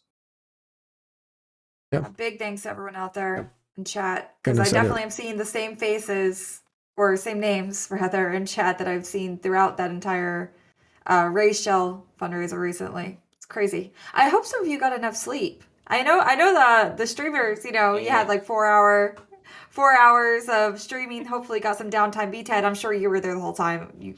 I slept for a few hours because, and I also want to say this, because I know everything will be fine, and I can sleep for a few hours when Jimmy's on. That's what I'm saying. Oh. I trust. No. Jimmy and Nubs are backbones of the stream, and as is Ominous and stuff. So seriously, thank you guys again. Well, It and is one thanks of those to things when we Tragic. see BTED in chat, we're like, BTED, why aren't you sleeping, man? Because I like watching you guys show. It's such an amazing time. But in Tragic, we cannot speak highly enough for Tragic. Yep. She was up. Oh my gosh, yeah. Mhm. And You two are absolute units. Yeah. All 34. So Wow, we have 30 minutes left in the show, and I know Jimmy sent me some cool video clips, photos, and I'm gonna send me some cool photos as well. So I wanted to go ahead and pop over to our little screen share view so we can check some of that out, and then maybe we can I will pop my screen share open on Discord so that y'all can see what's on screen, and then maybe you can chat a little bit about what we're looking at. Does that sound good? Mm-hmm. Right. There is Discord screen share. Then we sorry, just getting all my ducks in a row here. Got to make sure I have the right stuff up on my screen. All right, we're gonna swap over to the screen share view, and then we'll start with Jimmy's photos. You mean the one with the wig? Yeah. Yeah. What's Just this? showing Gosh, screen demo? Kush Marley sent me Oh, the thank you, sent me the Jasper. photo. Thank you. So Thank you, yes. shout out to Kush Marley Domo, is it for showing sharing on that stream? photo. It On is the actual Twitch stream? it is about to be. Just Okay. in 1 second. All right, we're all Sorry, I ready to didn't want to talk too much transition. about it, not share No, everything around. you're good. I just wanted to make sure no names or anything like that are visible. Gotta make sure our coworkers are anonymous. All right, so we are ready to transition. Let me go hit my magic button. Boom, and there we go. All right, so first photo. Tell us a little bit. Can you tell us a little bit of a backstory behind this, Jimmy? So this was one of the few photos I took last year. So this is actually my last deployment. And so we were up running around in the middle of the night out in Syria, and it was just one of the few photos we actually took. So I tend to only have like 1 or 2 photos from every deployment, and this is one of like the 2 I took from that one. So that's my junior guy, me in the middle, and then one of the other support guys on the other side there. And Right. we had been having a long night, so we were getting ready to leave, and we got together and took a photo before we all parted ways. Cool. Everybody looking very badass in the photo. I like it. I don't know if that counts as a stream swear, but I'm making an Is that executive decision your to allow it. Diffusal team? Is that what do y'all call yourselves? It's just an Okay. EOD team. So like when we Okay. were supporting Army Special Forces, so me and the guy there on the left, he was my junior guy, and then the guy on the right, he was our SOD, which is our signals intel guy. And so we all kind of had our little crew that we hung around with. And And they does were really Junior mean he's training with you, or Yeah, he's in training. learning from you? Okay. So he's the way EOD was kind of formatted the last few years is we used to have a 3-man team, and then we went down to a 2-man team. So there's the team leader, who at the time was me, and then the team member, which at the time was my guy there on the left. So maybe I if think it's you, for important to people know who that don't, everyone is a nerd. Yeah. Also, They're all Half BA, but Neck they're is all correct. nerds. When the team met me on this deployment, they hadn't seen me yet, or the ODA, and they at first they legitimately thought I was an interpreter. So, I was just they going to say, started for coming those over of to talk, you and they're like, "Who's this guy?" who don't know or maybe didn't catch it earlier, can you explain for folks who may not be military what EOD stands for? EOD stands for Explosive Ordnance Disposal almost said contest. I read that in the chat. Explosive Ordnance Disposal. It's the Army's bomb squad. So we do everything from IEDs, conventional ordnance, post-blast investigations, all that stuff. And then we're typically a combat support element, so we're embedded with either infantry or ODA or whoever needs us at the time. It's not Yeah. it's not Army specific. It's actually joint service. All 4, not you, Coasties, but all 4 services get trained in it. And not Space Force. I guess Bomb Squad does sound way cooler than Defusal Team, which doesn't. Yeah. All right, next in the All slideshow, Domo. right. Let's go. We got Look at that baby face. a younger Jimmy. Oh, that was just that was through the years. People tell me they can't see it, but I see it. That was actually me my first 2 years in the Army when I was in the 82nd. So my first 2 years before I joined EOD, I was a paratrooper in the 82nd, Fort civilian Bragg. guy. If good old Fort Bragg. Fayetteville. Don't move Yeah, there. no. Don't miss that place. Don't Don't move to miss that Fayetteville. Don't move to Fayetteville. So yeah, that's me on Fort Bragg while we were on the range one day. So Yeah, I see that I just did a airborne bunch of patch right photos that there. are like me between all the years. Oh, cool. All right, and then here, this one looks pretty cool. Got the full kit on. Oh god, that was I 2012. bet that 2000 sucked. That was a long day. So in 2012, I was in an area called Panjwai, Afghanistan, which is about southwest of Kandahar by about 30 minutes. And there were not enough roads in the area to do anything mounted, so we spent most of that deployment dismounted. So we had to carry everything for a day on us to do EOD work on the body. So you can see sticking out of my backpack there is my mine detector. I've got my radio strapped to my back, and then I've also got my rifle. That was just one of the times where we actually had time to sit down because the training or the terrain there in that area was really bad. It was flat, but it was a lot of farmland and what we called grape rows, which typically when they grow grapes in the States, they have them on like fences and stakes and stuff.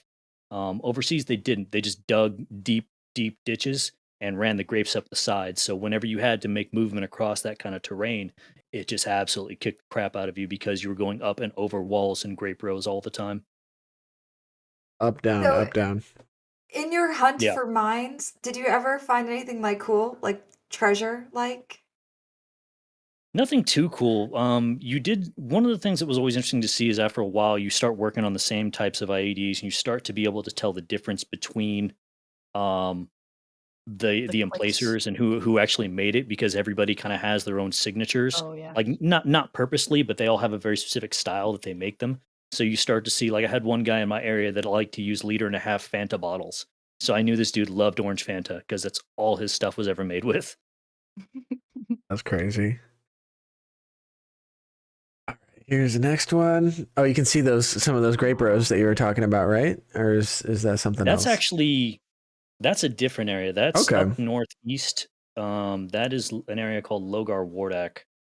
And they had really good apple orchards out there. And that was me and my buddy Wade, who he was the one that was killed in 2010.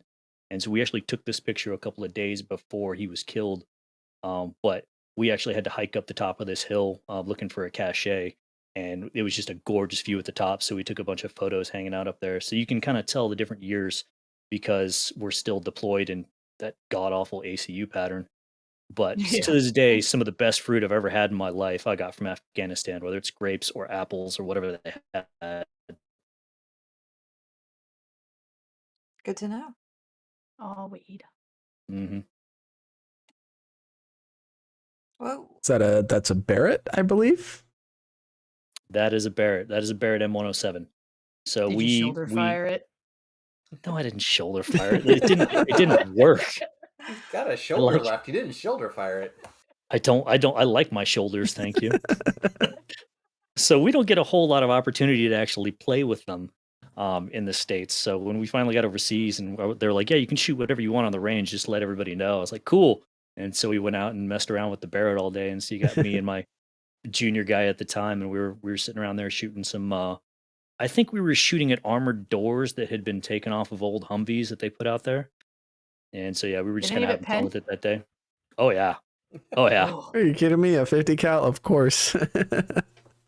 Oh, it sliced right through a lot of those armor plates. bet. But it was a lot of fun. But what we discovered that day is that after about 2 magazines worth of rounds, which is only about 20 of them, your head starts to hurt from the concussion. So from the rifle. So you're just like, all right, I'm done with this one. Here is the infamous photo. Oh, there it is. Oh, thank you for sending that, Jasper. Yes. That was actually the next night. That was Halloween. Nubs was hungover for that night. Yes, I was way. Mango Madness was unkind. Oh yeah, Good he sent me a message on Twitch while we were streaming. It was, hey, do you want that photo? I said, heck yeah, I want that photo. You had to bring that back for one of your streams. Oh, no, I don't maybe, even- maybe next Halloween, you Next know. fundraiser. I have to Yeah, get another you wig. don't need That to wait wig for is Halloween. that wig is destroyed. I'll see if I can find another one. Oh, I think can I find used another that one. wig one time Well- when I decided to play Dyron on stream one time. My Amazon Foo is strong. I got this. And if not, we have a whole community that I'm sure can find that wig for you. Mhm. All right, what do we got next here? Oh, that's me.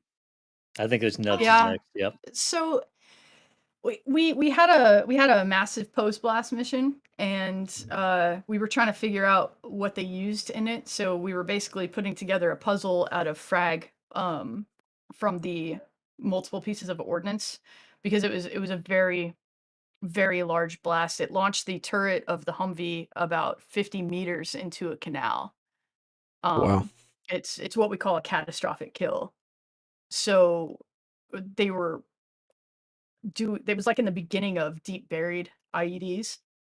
And so we were working on this post blast for, oh man, it was like 6 or 7 hours. And I was sitting in the shot hole and I'd taken off my glasses to wipe them because it like sweat and fog and everything.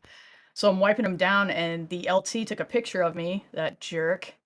And then he put it in the official report. So there I am sitting in a shot hole without my proper PPE on, which is protective equipment. I don't know. yeah. Anyway, personal Personal protective protective equipment. equipment. Thank you. God, did you even serve?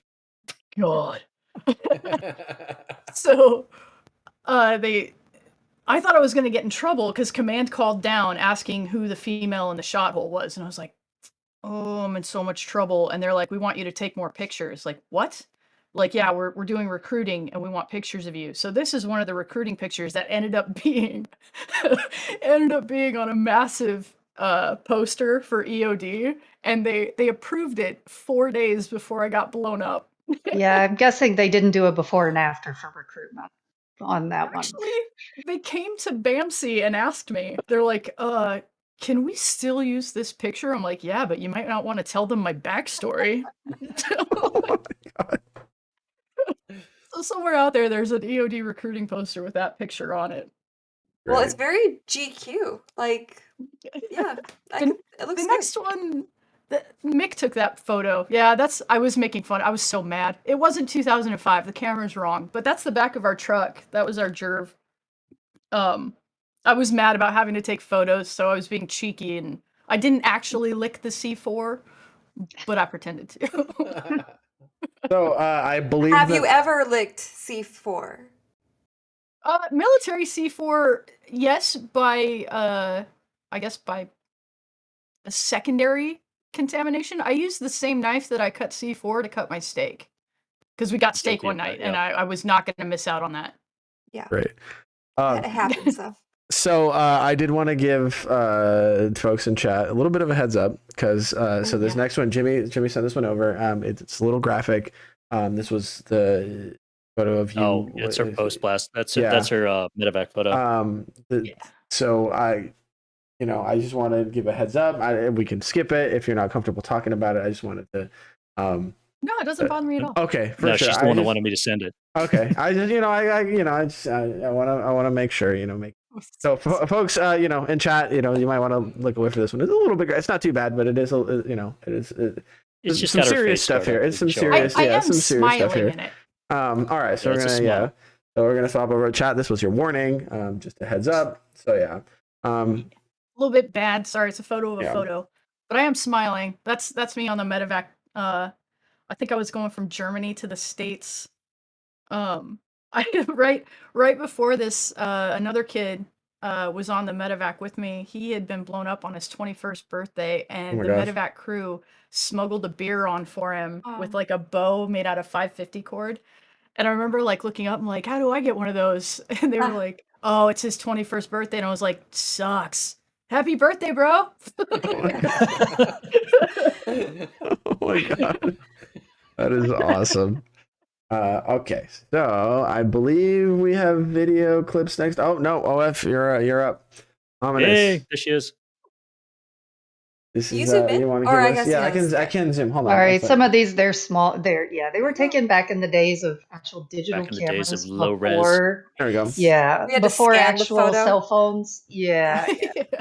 So this was, there's two of me from this. It's just one of the few that I still have of me in uniform. I don't know what happened to the official ones, but that year I was Soldier of the Year for my unit. And so Awesome. when you do it for the base, then they send you to your parent unit. And my parent unit, I was stationed in England, which I didn't even know was a thing until I got lucky and was stationed there. But this was in Germany because the unit was Jealous.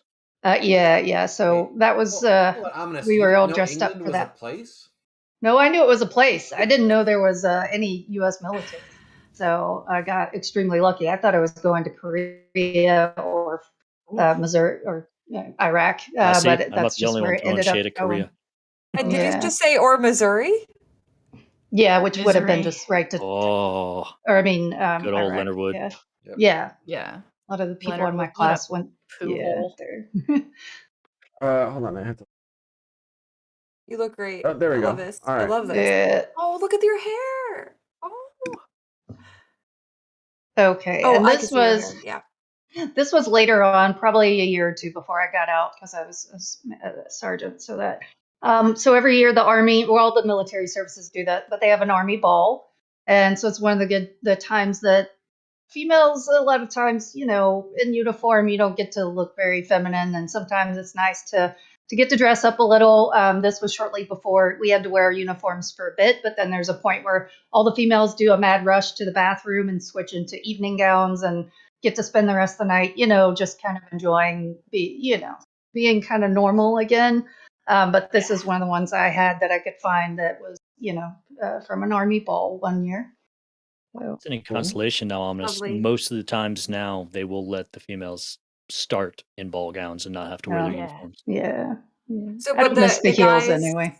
are always wearing their Uniform, yeah. uniform, not like a Another suit. Yeah. soldier of the year shot here. Yeah, that was from that same point. So I Can we- was just digging through stuff trying to find some pictures. I knew I had some somewhere, but I had to pull out like an old external hard drive and go through some actual discs. I had to boot up a laptop that's from like 10 years ago because it's the I only did thing the I had in the house same that actually thing. took CDs. Couldn't find them. That's dedication. Do you Yeah. even have a CD drive in your computer? I don't. I do No, not. I didn't. That's definitely why I had an don't. old MacBook that's been sitting in a drawer for like a decade, and it still Okay. worked. But I've got anyway, two questions for you. Do you still have I think the there's uniform? one more, but yes, I do. I do. And can you tell us about? I want to see the basic picture. But for Soldier of the That's Year, the one I'll probably regret. what is what is Soldier of the Year, and like how do Okay. you get it? So what they do is there's Soldier of the Year and there's NCO of the Year. So it's essentially competitions where you have to go through several different things. You have to do your physical performance, like take PT tests, and they judge your scores on that against each other. You do a board where you go in, just like a promotion board, but you go in and they ask you a lot of questions about military content that you have to study for and learn. And they do practical stuff where they have you do certain tasks, and then whoever does best at all of those, gets to go win. And then eventually it goes up high enough that there is a Army Soldier of the Year and an Army NCO of the Year. So I was just at our local level. I didn't make it through Germany. I didn't win there because I was never that great at PT. Sit-ups always kicked my butt and caused me some neck and back issues. But yeah, so it's kind of a competition to just have people kind of, I don't know. I'm not really sure why they do it, I guess, as much as it's just the thing show they do. off, show off their stuff. So Yeah. how many push-ups can you do? Oh, Or I could was you always do? good at push-ups. Yeah. I always maxed out my push-ups. I could do more than a lot of the guys, especially early on, like in basic, they were calling me GI Jane. I can't remember what it is, but I always maxed. I did over whatever the maximum was that they scored it for. Very cool. Used to be strong, long time ago. Yeah, I can't Same do boat. push-ups to save my life. One of this the many picture was reasons why I basic. would be lost in the military. Yeah, so this is When I from started basic. the military, I only so- could do 13, so you're fine. How many can you do now? Probably more than 13. There's I don't no know. PT It's been a tests on the couple stream, months. so or PT. There's one yeah. coming up in a month. I'll let you know. They changed the push-ups now, though. They're not the same as they used to be. Let's see. Now what you have to do else. hand release push-ups. So we got some videos. I am gonna mute the video because there is a little bit of colorful language, as to be expected in a situation like this. But Jimmy sent us some pretty cool clips. So we're gonna watch them. I went through them. They're pretty honestly really cool. Can I zoom in a bit? Is that a thing there? Windows. Okay, Windows isn't letting me zoom in. So this is the bit all we got. Sorry folks, but let's give it a whirl. Oh, it got bigger by itself already. So There you go. you want to give us a little background on what's going on here? So this is Highway 1 up near Fob Bullard. So we had one culvert up there that was constantly just full of IEDs. They just kept putting IED after IED after IED in there. And so you'd handle one and they'd come back with another one like the next day. And they were big, at least 100, 200 pounds sometimes. So after repairing the road so many times, we got tired of it and asked Commander authorization, like, hey, can we just start blowing this up so we don't have to deal with it anymore? And he said, yeah, go for it. So this is the point where after a little bit, we're just like, screw it, we're blowing up the road. And we just Bye-bye, road. demoed the whole culvert. Yeah, so that culvert went away. And what's funny is one of the other clips I sent was from that exact one. Man, I bet that is very loud. The second it one before that you looks hear like this, you can actually play with sound because it doesn't have any words in it. This one, you can actually have sound Okay. because there's no words in this one. and you can actually hear it really well. So this was that same one. Is that an MRAP back there? No, it's a Max Pro on the other side of the road. Outside is a couple of seconds. So you had the Jerv, which was our truck. You had a Max Pro on the other side. I'm gonna hear rock pink off the side there. Yeah.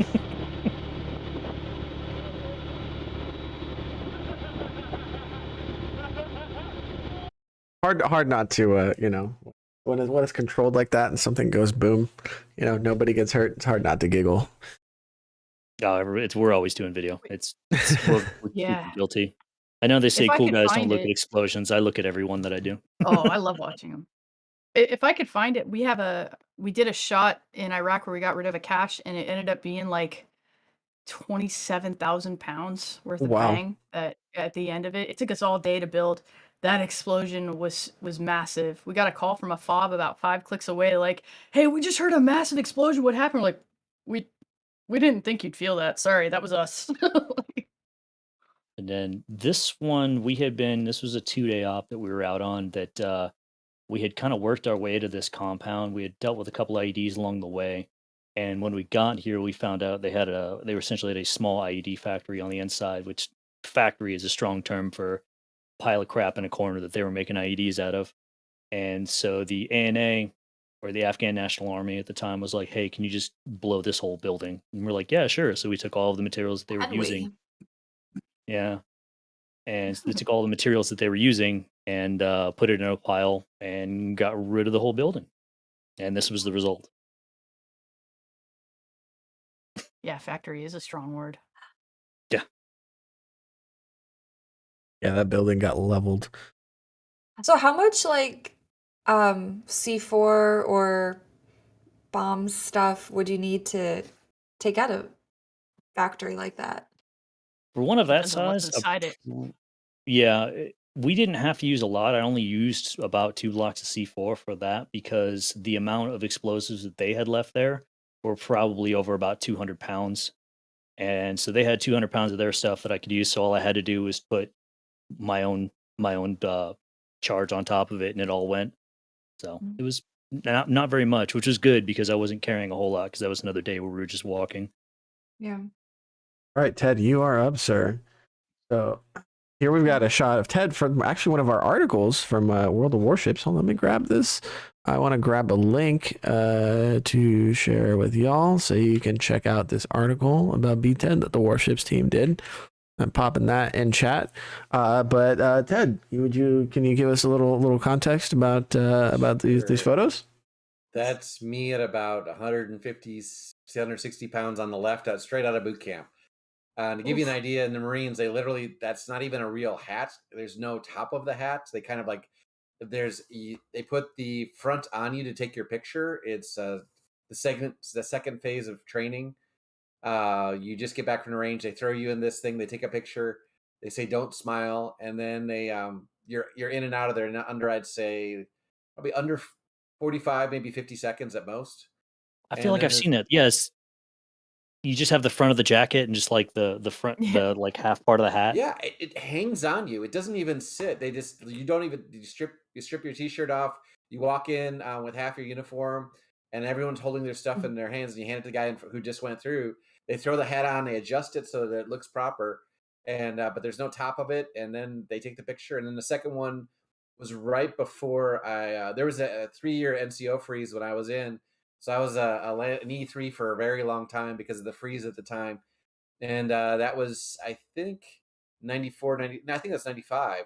And that's getting ready to go to it was my mom's birthday party. It was a surprise birthday party for my mom. So I've gotten the dress blues, and Marine Corps dress blues are pretty spiffy. We'll just say that. But that's me being a little bit more, a little bit time in, been around a little bit more than that very shiny face, young, slightly terrified 19-year-old, 18, 19-year-olds on the left. So Ted, I have to ask, there is a backside to that suit, right? Like, No. It literally No, goes just right the over your front. shoulders. No, no, no. I'm talking about with the mom there. I mean, not with your mom. With your is that your mom Sister, or your yes, date? yes. So that's my sister. Okay. Yeah, No, and so I could trust that you went into the party fully clothed. yes, It no, no, wasn't no. just That's the front full for show. proper dress blues uniform. And trust me, you're required if you're wearing a dress blues in public, it has to look perfect. I mean, you have to be very specific with everything. The shoes, even though they're core frames, which means they're naturally shiny, you can't have any scuffs or spiffs on them. It's one of the core takes that very anal retentively. So it's Yeah.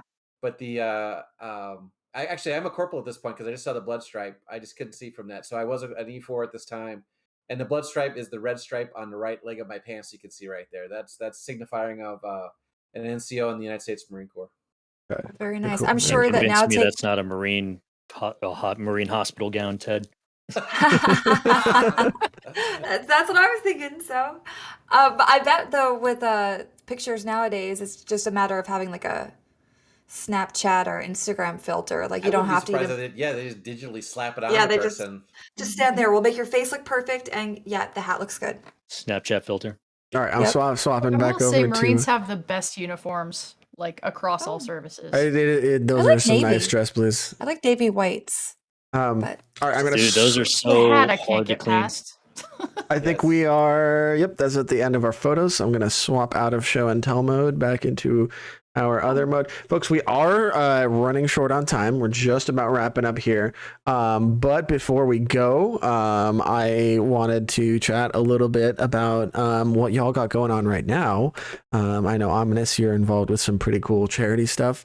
I know Ted, you got some stuff going on as well. So let me just pop over to the other view and we'll segue and we'll do our little closing bit and wrap it up. Sounds good? sounds good. Alrighty, let me just boom, hit my magic button. Pew. Pew pew. All right, we are back. Oh yeah, do we want to do that real quick? Do what? It'll take a second. Nubs has something cool to share with us. Let me swap over to giant Nubs cam view. Second. Yes. Boom. All Sorry, I right, don't want to Nubs, the floor is yours.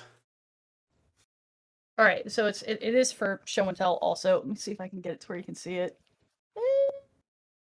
That looks pretty good. There, I think I got it off.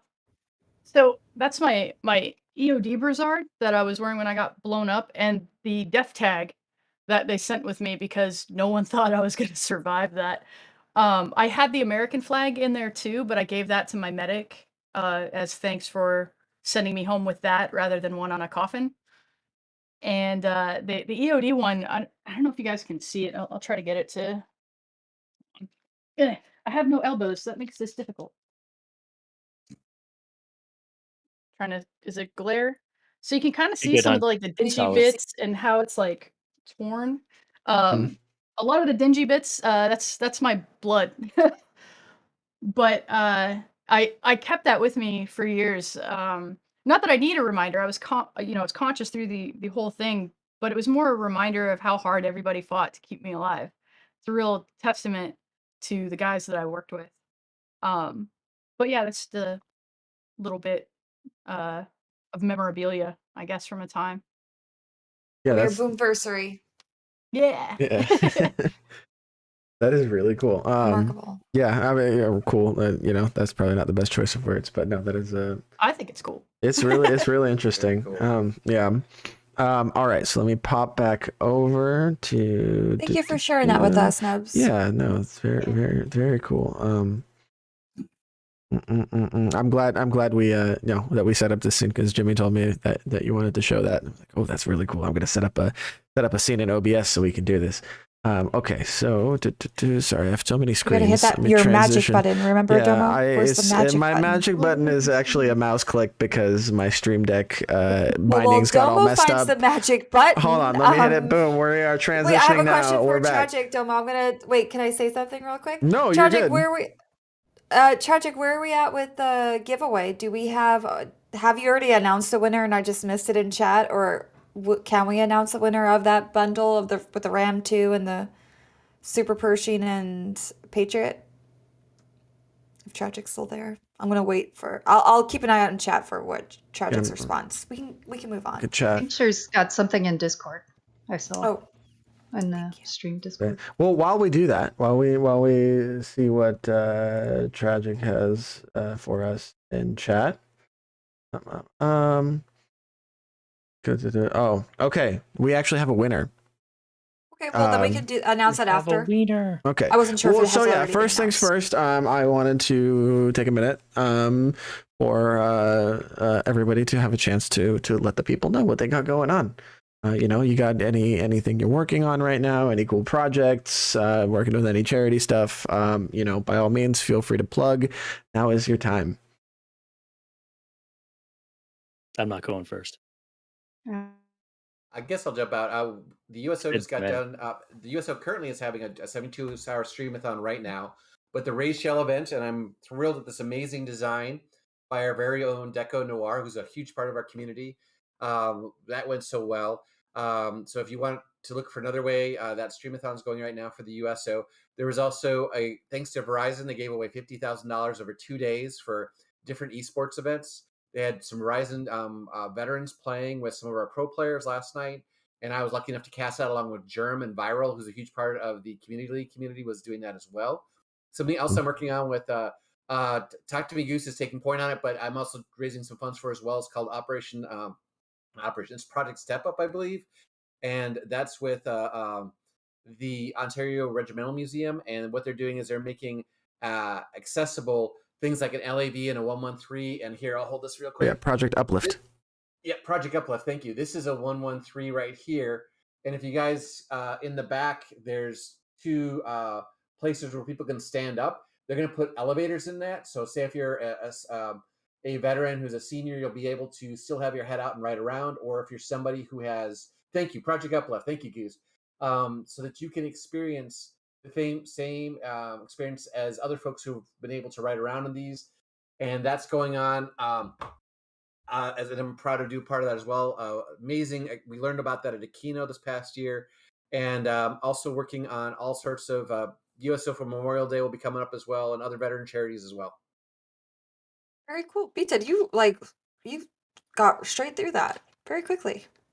If you have I any don't want link, to take up everyone's time, so don't worry.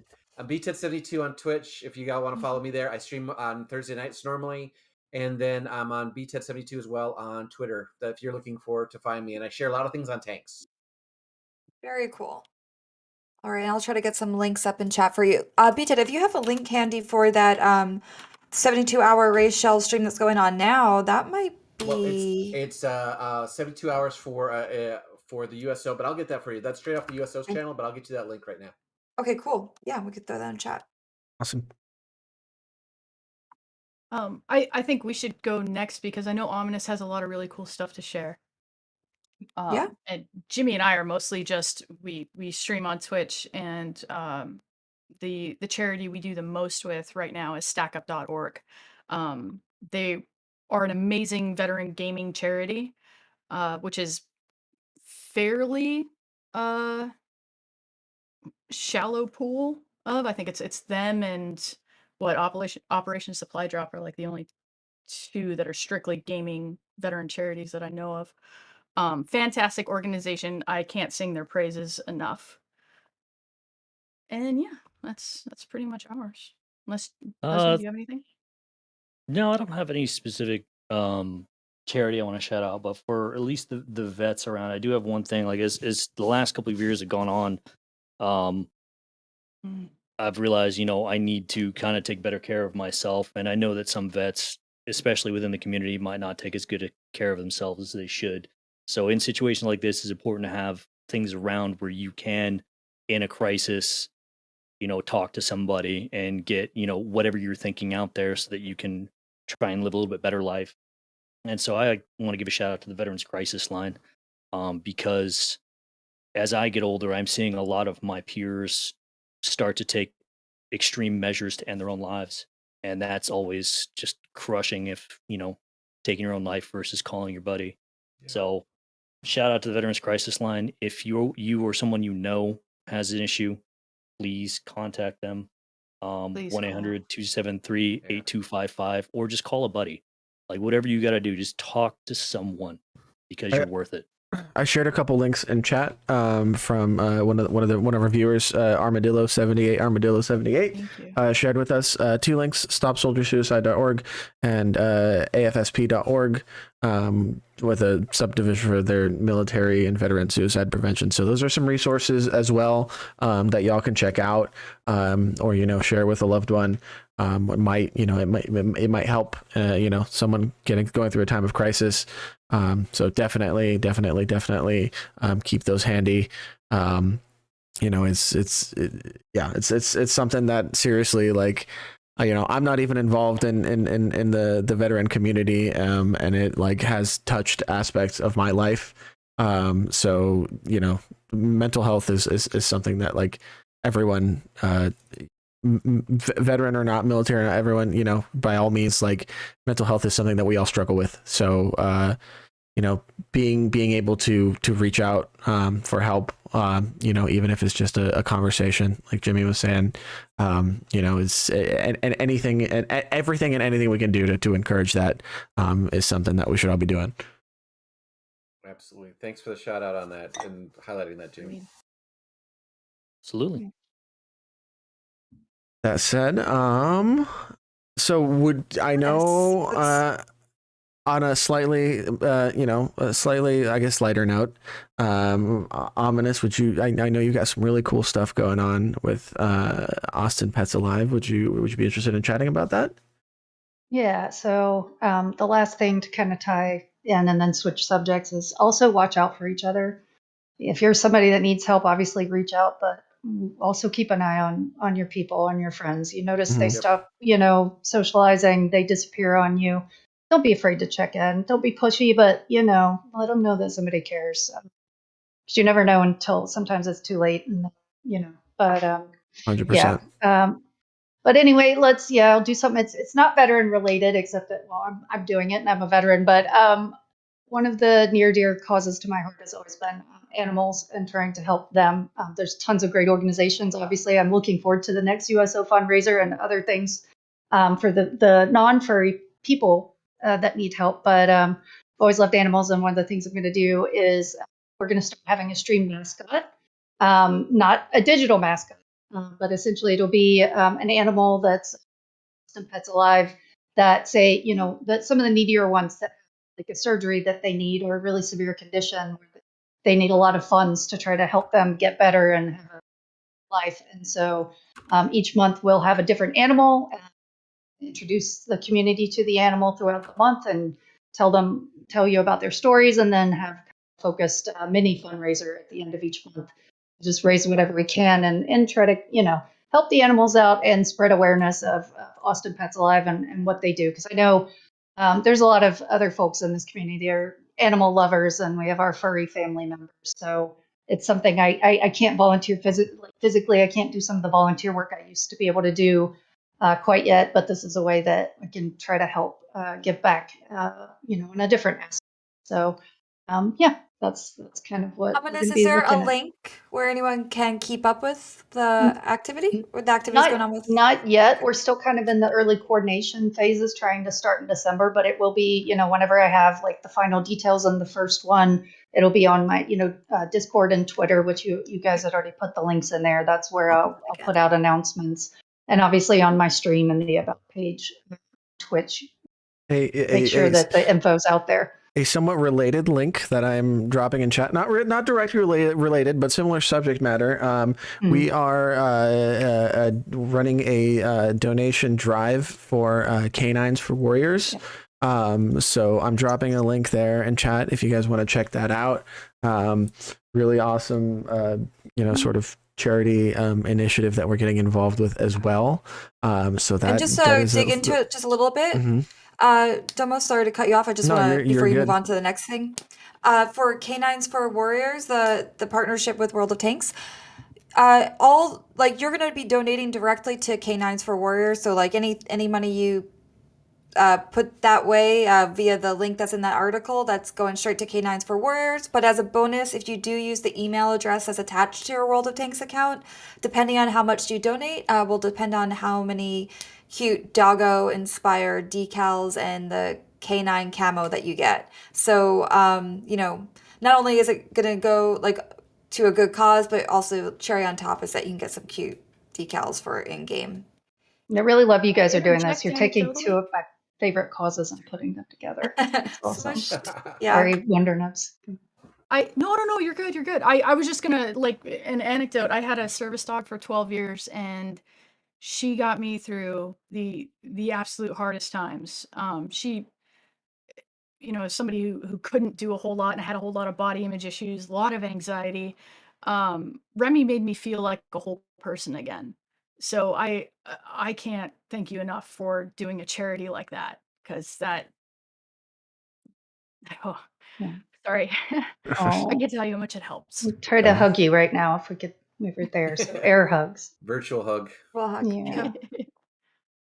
And Yeah. I So- know plenty of veterans who've used service dogs or Yeah. just had animals in their lives have been a huge part of their recovery or just dealing with the day-to-day challenges out there. So thanks to World of Tanks and to both of Yeah. the Awesome Pets Alive and all the amazing animal charities that you all are supporting. Definitely. So with all of that said, I say this far too much, but it's always true. You know, I could sit here all night and chat with y'all. But we do have a schedule that we need to stick to. And unfortunately, we are about 15 minutes over. Like I said, I could sit here and chat forever. Some folks say they need a few more minutes to get their drops. So you do have a few more minutes because we're still going to do the giveaway. But we are wrapping things up. So, you know, unfortunately, if you're just shy of those drops, I can't help you.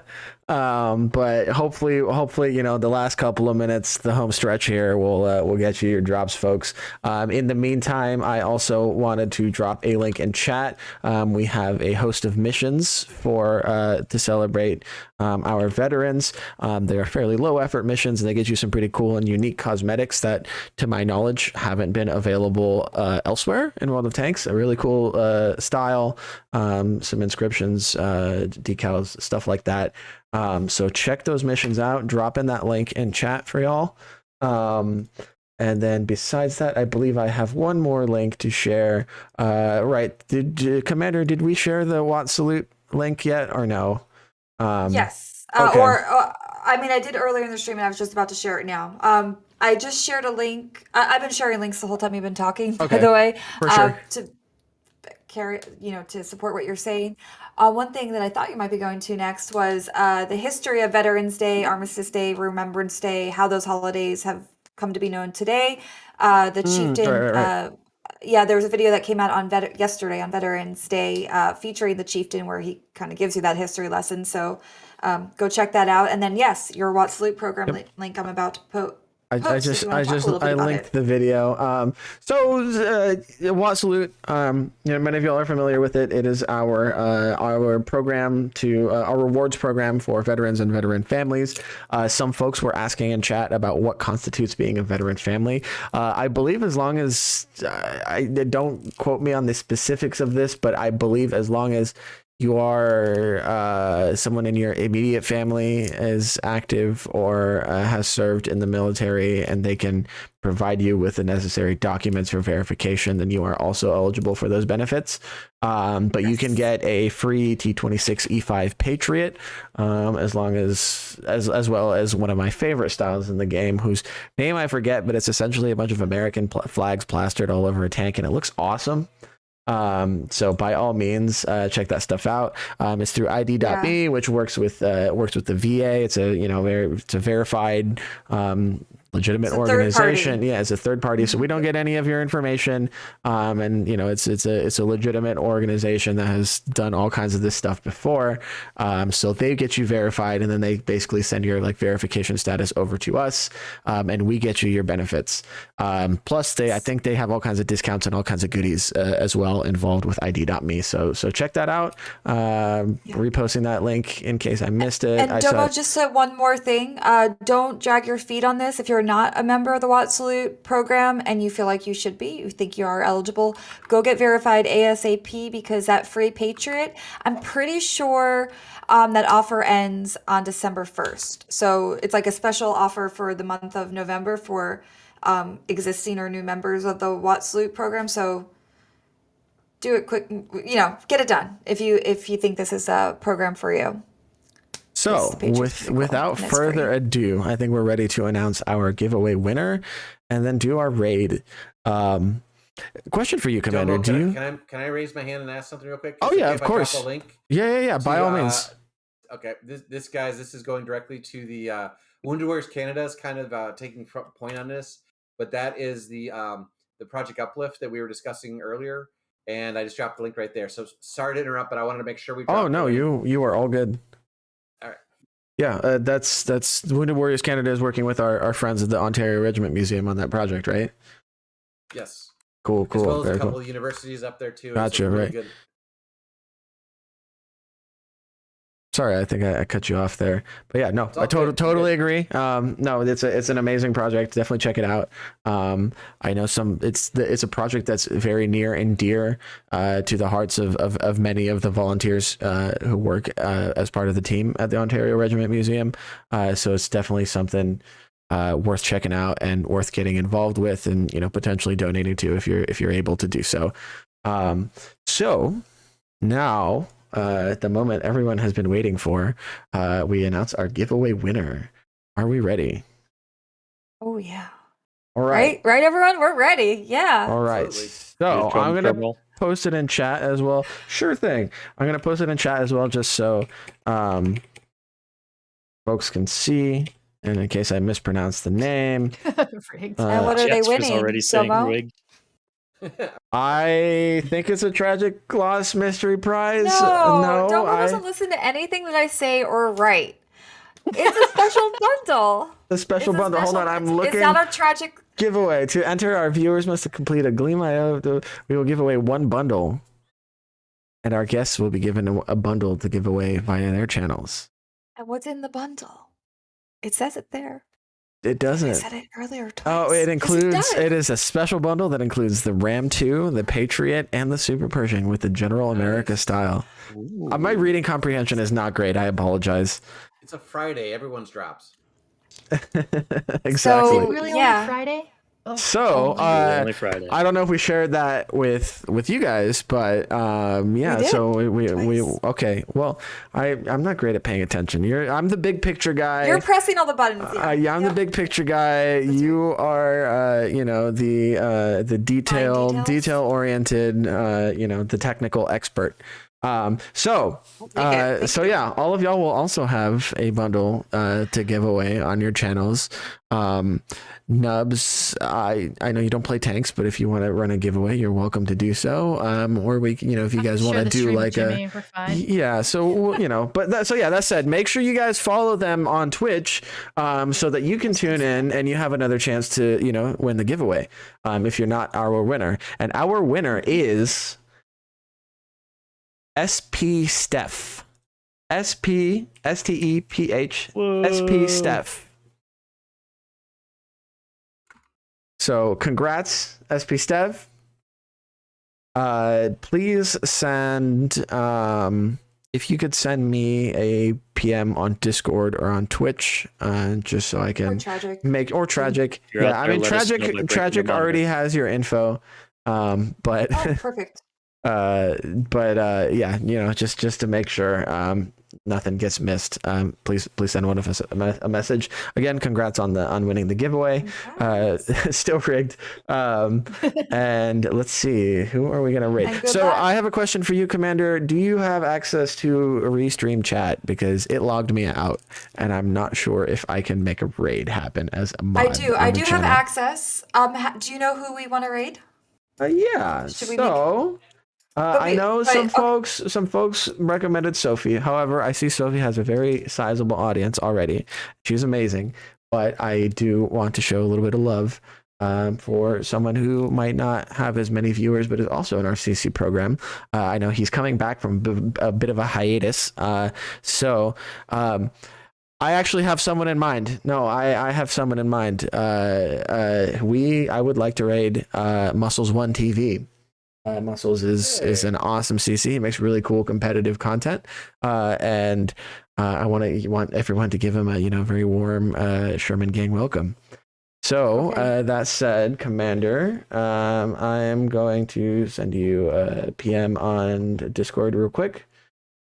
I think Domo, I know if what can to say type. this- Oh, okay, Domo, cool. All right, what's up? Domo, real quick, I want to say thank you to World of Tanks for doing something like this. This is really Yeah. unique in video games to have a video game channel for World of Tanks or any game like this to take time out to celebrate Veterans Day and do it in an honorable and amazing way. So thank you to you and Commander AF and all of World of Tanks for doing this. And thank you to the audience for all the wishes to all of us. We Absolutely. see them. Thank you so much. Thank you guys. I was going to give you guys a shot to say a little something, so don't worry. Sorry, continue. Continue saying a little something. I was just gonna say, Domo's it's going. actually kind of ridiculous now that I think about it in retrospect. And we have not thanked y'all for your service yet. So thank you for that. Yeah. I'm offended. I seriously, deeply personally appreciate it. I am in awe of all of you. As has been pretty obvious through the stream, I've been at a loss for words, but you guys are amazing, and thank you so much for joining us. Taking the time out of your doubtlessly busy days to hang out with all of us, and just everything you've done. Seriously, massive props and kudos. Y'all are amazing folks. Thank you to everyone in chat too. I know that there are a lot of veterans in chat that yes, have been of hanging out course. the whole time, and definitely, we all want to thank you for your service as well. I'm always like, what do you say to a veteran? Because I feel like that's that's what people always say, but then sometimes it's just like, I think if it's like a constant. It could be a little awkward, right? But us civilians, we appreciate you, and from veteran to veteran, it sounds like the love is all there. So yeah, thank you to everyone that is serving, that we're remembering today or this weekend, Remembrance Day, Veterans Day. Thank you for all that and for being here. Ominous, did you want to say a little something before we head out? No, I think just thank you guys for, like Ted said, doing this. And thanks. I appreciate everybody showing up. I know there's lots of other vets, and if you weren't able to make it here to be on the show tonight, but there's lots of us in the community, and I've always felt a warm welcome from the rest of the community when people find out that I'm a veteran, and it's just really awesome. So thank you, audience, for supporting us, and thank you, World of Tanks and Domo Tragic. Thank you for all the support that you guys do. And BTED, thank you for all your work with the fundraisers. You like to hide behind, you say, pay no attention to the man behind it. Mm-hmm. You're the one that glues it all together, whether, it's a lot of work, and we appreciate it. It's true. Couldn't agree more. He edits himself out of mentions, by the way, because I write his name in there, and then he's like, "Oh, let's talk about Sophie Line." And talk to me, Goose. And I'm like, well, I'm not BTED. really a streamer, and I like to let the streamers who are doing all the hard work, let them get as much attention as possible. And I it's think a this privilege. current moment proves that's incorrect. Yeah. Sorry, I just swore there. Well, thank you guys. Thanks to everyone that joined us today. And I think we're getting ready then to wrap it up. So hopefully y'all have gotten your drops, because we are 25 minutes over. Yeah. And we're getting ready to raid Muscles1_TV. I hope I've done this right. I switched it on Restream to Twitch. That sounds about right. All right, I'm gonna swap over to our end screen. So wait. I think, don't you have to wait till it? No, I gotta swap to the end screen, and then you're gonna launch the raid. Can we just make sure I did it right first? Yeah, sure. Do you want to show me what you wrote? No, I'm gonna hit it. Okay, well then that's fine. Do it. Okay, it's working. All right, bye everybody. Love you guys. Have a great weekend. Do those missions. We'll see y'all soon. Bye. Bye, guys. It usually takes like 90.